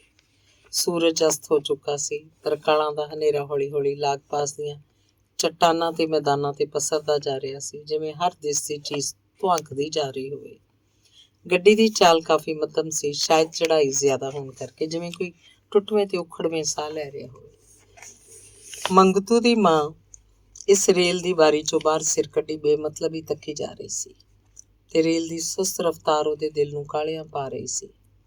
ਉਹਨੂੰ ਮਾਲੂਮ ਹੁੰਦਾ ਜਿਵੇਂ ਗੱਡੀ ਵੀ ਉਸੇ ਵਾਂਗ ਬੁੱਢੀ ਦੀ ਕਮਜ਼ੋਰ ਹੋ ਗਈ ਹੋਵੇ, ਜਿਵੇਂ ਚੜ੍ਹਾਈ ਚੜ੍ਹਦੀ ਹੋਈ ਦਮ ਤੋੜ ਰਹੀ ਹੋਵੇ। ਉਹਨੂੰ ਅਕਾਰਨ ਹੀ ਬਾਹਰਲੇ ਉਦਾਸ ਜਿਹੇ ਘੁਸਮੁਸੇ ਤੋਂ ਡਰ ਜਿਹਾ ਆਉਣ ਲੱਗ ਪਿਆ। ਉਹਨੇ ਬਾਰੀ 'ਚ ਸਿਰ ਅੰਦਰ ਕਰਕੇ ਅੱਖਾਂ ਬੰਦ ਕਰ ਲਈਆਂ। ਅੰਦਰੋਂ ਹੀ ਉਸਦਿਓਂ ਝੀਣੀ ਜਿਹੀ ਆਵਾਜ਼ 'ਚ ਕੋਈ ਕਹਿ ਰਿਹਾ ਸੀ, ਤੂੰ ਤੇ ਸੁਪਨਾ ਵੇਖ ਰਹੀ ਹੈ, ਕਦੀ ਸੁਪਨਾ ਵੀ ਅਸਲੀਅਤ ਹੋ ਸਕਦਾ, ਚੱਲੀਏ। ਤੇ ਉਹਨੇ ਮੁੜ ਅੱਖਾਂ ਖੋਲ੍ਹ ਲਈਆਂ, ਸ਼ਾਇਦ ਇਹ ਨਿਰਣਾ ਕਰਨ ਲਈ ਕਿਤੇ ਸੱਚਮੁੱਚ ਹੀ ਤਾਂ ਉਹ ਸਭ ਸੁਪਨੇ 'ਚ ਨਹੀਂ ਵੇਖ ਰਹੀ। ਪਰ ਸੁਪਨਾ ਕਿੱਥੇ ਸੀ, ਇਹ ਤਾਂ ਹਕੀਕਤ ਸੀ। ਜਦ ਕਿ ਪੁੱਤਰ ਉਹਦੇ ਕੋਲ ਬੈਠਾ ਸੀ ਤੇ ਨੂੰਹ ਉਹਦੀ ਜ਼ਰੂਰ ਇਸ ਵੇਲੇ ਆਪਣੇ ਘਰ ਦੀਆਂ ਬਰੂਹਾਂ 'ਚ ਖੜੀ ਉਹਨੂੰ ਉਡੀਕ ਰਹੀ ਹੋਏਗੀ। ਫਿਰ ਉਹ ਸੋਚਣ ਲੱਗੀ, ਤਾਂ ਫਿਰ ਇਹ ਕਿਸੇ ਵੇਲੇ ਕਿਉਂ ਡਰ ਜੇ ਦਾ ਝਾਵਲਾ ਪੈਂਦਾ ਮੈਨੂੰ, ਕਿ ਕਿਸੇ ਅਪ੍ਰਾਪਤ ਖੁਸ਼ੀ ਦੀ ਪ੍ਰਾਪਤੀ ਵੇਲੇ ਹਰ ਕਿਸੇ ਦੀ ਇੱਦਾਂ ਦੀ ਹਾਲਤ ਹੋਇਆ ਕਰਦੀ ਹੈ। ਇਸੇ ਹਾਲਤ 'ਚੋਂ ਕਦੀ ਅੱਖਾਂ ਮੀਟ ਲੈਂਦੀ, ਕਦੀ ਖੋਲ੍ਹ ਲੈਂਦੀ, ਫਿਰ ਬੇਮਤਲਬ ਜੇ ਉਹਨਾਂ ਵਹਿਮਾਂ ਸਹਿਮਾਂ ਤੋਂ ਪਿੱਛਾ ਛੁਡਾਉਣ ਲਈ ਆਪਣਾ ਸਾਰਾ ਧਿਆਨ ਉਸੇ ਦ੍ਰਿਸ਼ 'ਤੇ ਕੇਂਦਰਿਤ ਕਰ ਲੈਂਦੀ, ਜਿਹੜਾ ਹੁਣੇ ਥੋੜ੍ਹੀ ਦੇਰ ਬਾਅਦ ਉਹਦੇ ਸਾਹਮਣੇ ਉਪਸਥਿਤ ਹੋਣ ਵਾਲਾ ਸੀ। ਉਹ ਕਲਪਨਾ ਰਾਹੀਂ ਆਪਣੇ ਉਸ ਅਣਵੇਖੇ ਘਰ 'ਚ ਜਾ ਪਹੁੰਚਦੀ। ਉਹਦੀ ਨੂੰਹ ਦੂਰੋਂ ਹੀ ਦੌੜਦੀ ਹੋਈ ਆ ਕੇ ਉਹਨੂੰ ਆਪਣੀ ਛਾਤੀ ਨਾਲ ਲਿਪਟੀ ਮਹਿਸੂਸ ਹੁੰਦੀ। ਸੌਂ ਗਈ ਏ ਮਾਂ? ਮੰਗਤੂ ਨੇ ਉਹਦਾ ਮੋਢਾ ਹਿਲਾਇਆ। ਨਹੀਂ ਪੁੱਤਰ, ਮਾਂ ਨੇ ਅੱਖਾਂ ਖੋਲ੍ਹੀਆਂ। ਮੈਂ ਤੇ ਬਾਲੀ ਨੂੰ ਪਿਆਰ ਵੀ ਕਰਦੀ ਸਾਂ। ਜਾਣੀ ਦਾ ਸਾਮਰ ਤੱਕ ਮੇਰੀ ਹਿੱਕ ਨਾਲ ਲੱਗੀ ਹੋਈ ਹੈ। ਮੰਗਤੂ ਹੱਸਿਆ। ਵੇਖੀ ਨਾ ਸੁਣੀ ਅਗੇਤਰੇ। ਭਲਾ ਮਾਂ ਤੇਰੇ ਖਿਆਲ 'ਚ ਕਿਹੋ ਜਿਹੀ ਹੈ ਉਹਦੀ ਸ਼ਕਲ ਸੂਰਤ ਤੇ ਵਜ੍ਹਾ ਕਥਾ? ਮੇਰੇ ਖਿਆਲ 'ਚ? ਮਾਂ ਦਾ ਪਿਆਰ ਬੁੱਲ੍ਹਾਂ 'ਤੇ ਛਲਕ ਆਇਆ। ਮੈਂ ਤੈਨੂੰ ਦੱਸਾਂ? ਦੱਸ। ਇਹ ਤੋਂ ਬਾਅਦ ਮਾਂ ਨੇ ਇੱਕ ਲੰਮੀ ਵਿਆਖਿਆ ਸ਼ੁਰੂ ਕਰਤੀ, ਅਣਤੱਕੀ ਨੂੰਹ ਦੇ ਨਕ-ਸ਼ਕ ਦੀ ਤਾਰੀਫਾਂ ਬਾਰੇ। ਪਰ ਮਾਂ, ਮੰਗਤੂ ਨੇ ਉਹਦੇ ਵਾਕਾਂ ਦੀ ਪੁਸ਼ਟੀ 'ਚ ਕਿਹਾ, ਇਹ ਤੇ ਤੂੰ ਉਹਦੀਆਂ ਸਰੀਰਕ ਖੂਬੀਆਂ ਹੀ ਦੱਸੀਆਂ ਨੇ। ਬਾਲੀ ਦਾ ਦਿਲ ਇਦੋਂ ਵੀ ਵੱਧ ਕੇ ਸੋਹਣਾ ਹੈ, ਸੱਚੀ। ਉਦਣ ਦਾ ਨਜ਼ਾਰਾ ਤੇ ਮੈਨੂੰ ਭੁੱਲਦਾ ਹੀ ਨਹੀਂ। ਕਿਕਨ ਤਰਲੇ ਤੇ ਵਾਸਤੇ ਪਾ ਕੇ ਆਂਦੀ ਸੀ, ਵੇਖਣਾ ਮਾਤਾ ਜੀ ਨੂੰ ਛੱਡ ਕੇ ਨਾ ਆਉਣਾ। ਤੇ ਫਿਰ ਮਾਂ ਉਵੇਂ ਹੀ ਹੱਥ ਜੋੜ ਕੇ ਦੇਵੀ ਭਗਵਤੀ ਅੱਗੇ ਪ੍ਰਾਰਥਨਾ ਕਰਨ ਲੱਗ ਪਈ। ਆਖੇ, ਹੇ ਦੇਵੀ ਮਾਤਾ, ਮੇਰੇ ਜਨਮਾਂ ਦੀ ਸੱਧਰ ਪੂਰੀ ਕਰ। ਮੈਨੂੰ ਮਾਂ ਦਾ ਸੁੱਖ ਵੇਖਣ ਦਾ ਜ਼ਿੰਦਗੀ 'ਚ ਮੌਕਾ ਨਹੀਂ ਮਿਲਿਆ। ਤੇ ਜਵਾਬ 'ਚ ਮਾਂ ਇੱਕੋ ਸਾਏ, ਮਾਂ ਸਦਕੇ ਮੈਂ ਘੋਲੀ, ਪਤਾ ਨਹੀਂ ਕਿੰਨਾ ਕੁਝ ਕਹਿੰਦੀ ਚਲੀ ਗਈ। ਛੇਕੜ ਦੇਹਰਾਦੂਨ ਦਾ ਸਟੇਸ਼ਨ ਆ ਗਿਆ। ਇੱਕ ਜ਼ੋਰ ਦੇ ਝਟਕੇ ਨਾਲ ਗੱਡੀ ਪਲੇਟਫਾਰਮ 'ਤੇ ਆ ਰੁਕੀ। ਮੰਗਤੂ ਦੀ ਮਾਂ ਇਸ ਵੇਲੇ ਉਵੇਂ ਅੱਖਾਂ ਮੀਟੀ ਕਲਪਨਾ ਦੇ ਸਵਰਗ 'ਚ ਵਿਚਰ ਰਹੀ ਸੀ ਕਿ ਇਸ ਝਟਕੇ ਨੇ ਜਿਵੇਂ ਉਹਨੂੰ ਪੁੰਜੇ ਬਹੁਤ ਨੀਵੇਂ ਥਾਂ ਪਟਕ ਦਿੱਤਾ ਹੋਵੇ। ਉਹਨੇ ਡਰ ਕੇ ਜਦ ਅੱਖਾਂ ਖੋਲ੍ਹੀਆਂ ਮੰਗਤੂ ਕਹਿ ਰਿਹਾ ਸੀ, ਉੱਠ ਮਾਂ, ਆ ਗਿਆ ਸਟੇਸ਼ਨ। ਤੇ ਫਿਰ ਮੰਗਤੂ ਨੇ ਬਾਰੀ ਚੋਂ ਸਿਰ ਕੱਢ ਕੇ ਪੁਕਾਰਿਆ, ਕੁਲੀ, ਉਹ ਕੁਲੀ। ਰਾਤ ਦੇ 9 ਵਜੇ ਗੱਡੀ ਦੇਹਰਾਦੂਨ ਪਹੁੰਚੀ। ਦੋਵੇਂ ਮਾਂ ਪੁੱਤਰ ਟਾਂਗੇ 'ਚ ਸਵਾਰ ਹੋਏ। ਸਮਾਨ ਬਹੁਤ ਸਾਰਾ ਸੀ, ਭਾਵੇਂ ਨਿਕੰਮਾ ਜਿਹਾ ਸੀ, ਜਿਸ ਕਰਕੇ ਹੋਰ ਸਵਾਰੀ ਬਿਠਾਉਣ ਲਈ ਟਾਂਗੇ 'ਚ ਥਾਂ ਨਹੀਂ ਸੀ, ਸੋ ਮੰਗਤੂ ਨੂੰ ਸਾਲਮ ਹੀ ਕਰਨਾ ਪਿਆ। ਰਾਤ ਦੇ ਹਨੇਰੇ ਨੂੰ ਚੀਰਦਾ ਟਾਂਗਾ ਰੈਸਟ ਕੈਂਪ ਵੱਲ ਜਾ ਰਿਹਾ ਸੀ। ਦੋਹਾਂ ਮਾਂ ਪੁੱਤਰਾਂ ਦੇ ਦਿਲ ਜ਼ੋਰ-ਜ਼ੋਰ ਦੀ ਧੜਕ ਰਹੇ ਸਨ, ਕਿਸੇ ਆਪਣਾ ਅਣਲੱਭ ਖੁਸ਼ੀ ਦੀ ਆਸ ਵਿੱਚ। ਮੰਗਤੂ ਨੇ ਆਪਣੇ ਗਲੋਂ ਕੋਟ ਉਤਾਰ ਕੇ ਮਾਂ ਦੇ ਮੋਢਿਆਂ 'ਤੇ ਸੁੱਟ ਦਿੱਤਾ। ਸ਼ਾਇਦ ਉਹ ਸਰਦੀ ਮਹਿਸੂਸ ਕਰ ਰਹੀ ਸੀ। ਮਾਂ ਦੀਆਂ ਅੱਖਾਂ ਅੱਗੇ ਇਸ ਵੇਲੇ ਇੱਕ ਨਵਾਂ ਸੰਸਾਰ, ਨਵਾਂ ਸਵਰਗ ਖੇਲ ਰਿਹਾ ਸੀ, ਜਿਸ 'ਚ ਉਹਨੇ ਹੁਣੇ ਪ੍ਰਵੇਸ਼ ਕਰਨਾ ਹੈ। ਪਰ ਇਸ ਪ੍ਰਾਪਤੀ ਦੀ ਸੰਭਾਵਨਾ 'ਚੋਂ ਉਹਨੂੰ ਕਿਸੇ ਵੇਲੇ ਡਰ ਜਿਹਾ ਅਨੁਭਵ ਹੋਣ ਲੱਗ ਪੈਂਦਾ, ਜਿਵੇਂ ਪੀਂਘ ਦੇ ਬਹੁਤ ਉੱਚੇ ਹੁਲਾਰੇ ਵੇਲੇ ਆਦਮੀ ਨੂੰ ਡਿੱਗ ਪੈਣ ਦਾ ਖਤਰਾ ਕਦੀ-ਕਦੀ ਵਿਆਕੁਲ ਕਰ ਦਿੰਦਾ। ਟਾਂਗਾ ਰੈਸਟ ਕੈਂਪ ਦੇ ਮੈਦਾਨ 'ਚ ਦਾਖਲ ਹੋਇਆ। ਫਿਰ ਮੰਗਤੂ ਨੇ ਕੋਚਵਾਨ ਨੂੰ ਸਮਝਾਇਆ ਕਿ ਕੰਗਾਲ ਬਸਤੀ ਤੋਂ ਜ਼ਰਾ ਉਰਾਂ ਕਰਕੇ ਉਹਨਾਂ ਨੂੰ ਉਸ ਨੀਵੇਂ ਮਕਾਨ ਅੱਗੇ ਉਤਾਰ ਦੇ। ਟਾਂਗਾ ਘਰ ਦੇ ਬੂਹੇ ਅੱਗੇ ਜਾ ਕੇ ਅਜੇ ਪੂਰੀ ਤਰ੍ਹਾਂ ਰੁਕਿਆ ਵੀ ਨਹੀਂ ਸੀ ਕਿ ਮੰਗਤੂ ਨੇ ਛਾਲ ਮਾਰ ਕੇ ਪੁਕਾਰਨਾ ਸ਼ੁਰੂ ਕੀਤਾ, ਬਾਲੀ, ਉਹ ਬਾਲੀ, ਜਲਦੀ ਬਾਹਰ ਆ, ਮਾਂ ਜੀ ਆ ਗਏ। ਬਾਲੀ ਅਜੇ ਸੁੱਤੀ ਨਹੀਂ ਸੀ, ਉਹ ਆਪਣੇ ਧਰਮ ਪਿਤਾ ਨਾਲ ਗੱਲਾਂ ਲੱਗੀ ਹੋਈ ਸੀ। ਮਾਸਟਰ ਨੂੰ ਉਹਨੇ ਬੜੀ ਮੁਸ਼ਕਿਲ ਨਾਲ ਪਰਸੋਂ ਤੋਂ ਰੋਕ ਰੱਖਿਆ ਸੀ ਕਿ ਜਦ ਤੱਕ ਮੰਗਤੂ ਦੇ ਮਾਤਾ ਜੀ ਨਾ ਆ ਜਾਣ ਉਹ ਉਹਨੂੰ ਨਹੀਂ ਜਾਣ ਦੇਗੀ। ਤੇ ਨਾਲ ਆਪਣੀ ਅਣਵੇਖੀ ਮਾਤਾ ਜੀ ਦੇ ਸਵਾਗਤ ਲਈ ਉਹ ਬੜੀ ਸਰਗਰਮੀ ਨਾਲ ਹੀ ਤਿਆਰੀ 'ਚ ਰੁੱਝੀ ਸੀ। ਸਾਰੇ ਘਰ ਨੂੰ ਪੋਚ ਸਵਾਰ ਕੇ ਉਹਨੇ ਇੰਝ ਤਿਆਰ ਕਰ ਰੱਖਿਆ ਸੀ ਜਿਵੇਂ ਉਸ ਵਿਚਲੀ ਹਰ ਛੋਟੀ ਵੱਡੀ ਚੀਜ਼ ਕਿਸੇ ਸਵਾਗਤ ਦੇ ਸਪਰਸ਼ ਲਈ ਸਹਿਕ ਰਹੀ ਹੋਵੇ। ਜਿਉਂ ਹੀ ਬਾਹਰੋਂ ਆਵਾਜ਼ ਪਈ, ਦੋਵੇਂ ਉੱਠ ਕੇ ਅੱਬੜ ਵਾਏ ਬਾਹਰ ਨੂੰ ਦੌੜੇ। ਉਧਰ ਕੋਚਵਾਨ ਟਾਂਗੇ ਤੋਂ ਸਮਾਨ ਉਤਾਰ ਰਿਹਾ ਸੀ ਤੇ ਮੰਗਤੂ ਨੇ ਕਿਰਾਏ ਦੇ ਪੈਸੇ ਫੜਾ ਦਿੱਤੇ। ਬਾਹਰ ਹਨੇਰਾ ਘੁੱਪ ਸੀ। ਬਾਲੀ ਨੂੰ ਇਸ ਖੁਸ਼ੀ ਭਰੀ ਹਫੜਾ ਦਫੜੀ 'ਚ ਇੰਨਾ ਵੀ ਯਾਦ ਨਾ ਰਿਹਾ ਕਿ ਲਾਲਟਨ ਹੱਥ 'ਚ ਫੜੀ ਆਉਂਦੀ। ਬਾਹਰ ਆਉਂਦਿਆਂ ਉਹਨਾਂ ਨੂੰ ਹਨੇਰੇ 'ਚ ਟਾਂਗੇ ਪਾਸ ਦੋ ਆਕਾਰ ਨਜ਼ਰੀ ਆਏ। ਬਾਲੀ ਨੇ ਦੌੜ ਕੇ ਮਾਂ ਦੀ ਚਰਨ ਧੂੜ ਲੈ ਕੇ ਮੱਥੇ ਨੂੰ ਲਾਈ ਤੇ ਫਿਰ ਆਪਣੀ ਮਾਤਾ ਜੀ ਦੀਆਂ ਦੋ ਕਮਜ਼ੋਰ ਬਾਹਾਂ 'ਚ ਕੱਸੀ ਗਈ। ਉਧਰ ਦੋਵੇਂ ਉਸਤਾਦ ਸ਼ਾਗਿਰਦ ਇੱਕ ਦੂਜੇ ਨਾਲ ਬਗਲਗੀਰ ਸਨ। ਹੜਬੜਾਇਆ ਹੋਇਆ ਮੰਗਤੂ चिल्लाया, बाली, अरे लैंप तो उठा लाती। अच्छा रहने दे, माता जी को संभाल कर ले जा। ਤੇ ਆਪ ਉਹ ਮਾਸਟਰ ਦੀ ਮਦਦ ਨਾਲ ਸਮਾਨ ਚੁੱਕ ਕੇ ਵਰਾਂਡੇ 'ਚ ਰੱਖਣ ਲੱਗ ਪਿਆ। ਟਾਂਗਾ ਜਾ ਚੁੱਕਾ ਸੀ। ਦੋਹਾਂ ਨੇ ਹੱਥੋਂ ਹੱਥੀ ਸਾਰਾ ਸਮਾਨ ਚੁੱਕ ਕੇ ਵਰਾਂਡੇ 'ਚ ਪਹੁੰਚਾਤਾ। ਇਹ ਤੋਂ ਪਹਿਲਾਂ ਕਿ ਦੋਵੇਂ ਅੰਦਰ ਦਾਖਲ ਹੁੰਦੇ, ਅੰਦਰੋਂ ਇੱਕਦਮ ਜ਼ੋਰ-ਜ਼ੋਰ ਦੀਆਂ ਚੀਕਾਂ ਦੀ ਆਵਾਜ਼ ਸੁਣ ਕੇ ਠਠੰਬਰ ਕੇ ਰਹਿ ਗਏ। ਗੰਢ ਪੋਟਲੀ ਉਹਨਾਂ ਦੇ ਹੱਥਾਂ 'ਚ ਟਹਿ ਪਈ। ਹੈਂ, ਇਹ ਕੀ ਹੋ ਗਿਆ? ਦੋਵਾਂ ਦੇ ਮੂੰਹ ਇਕੱਠਾ ਨਿਕਲਿਆ ਤੇ ਬਹੁਤਾ ਹੀ ਉਹ ਅੰਦਰ ਵੱਲ ਭੱਜੇ। ਅੰਦਰ ਜਾ ਕੇ ਉਹਨਾਂ ਨੇ ਜੋ ਕੁਝ ਡਿੱਠਾ, ਇਹਨੇ ਦੋਵਾਂ ਦੀ ਹੋਸ਼ ਗੁੰਮ ਕਰਤੀ।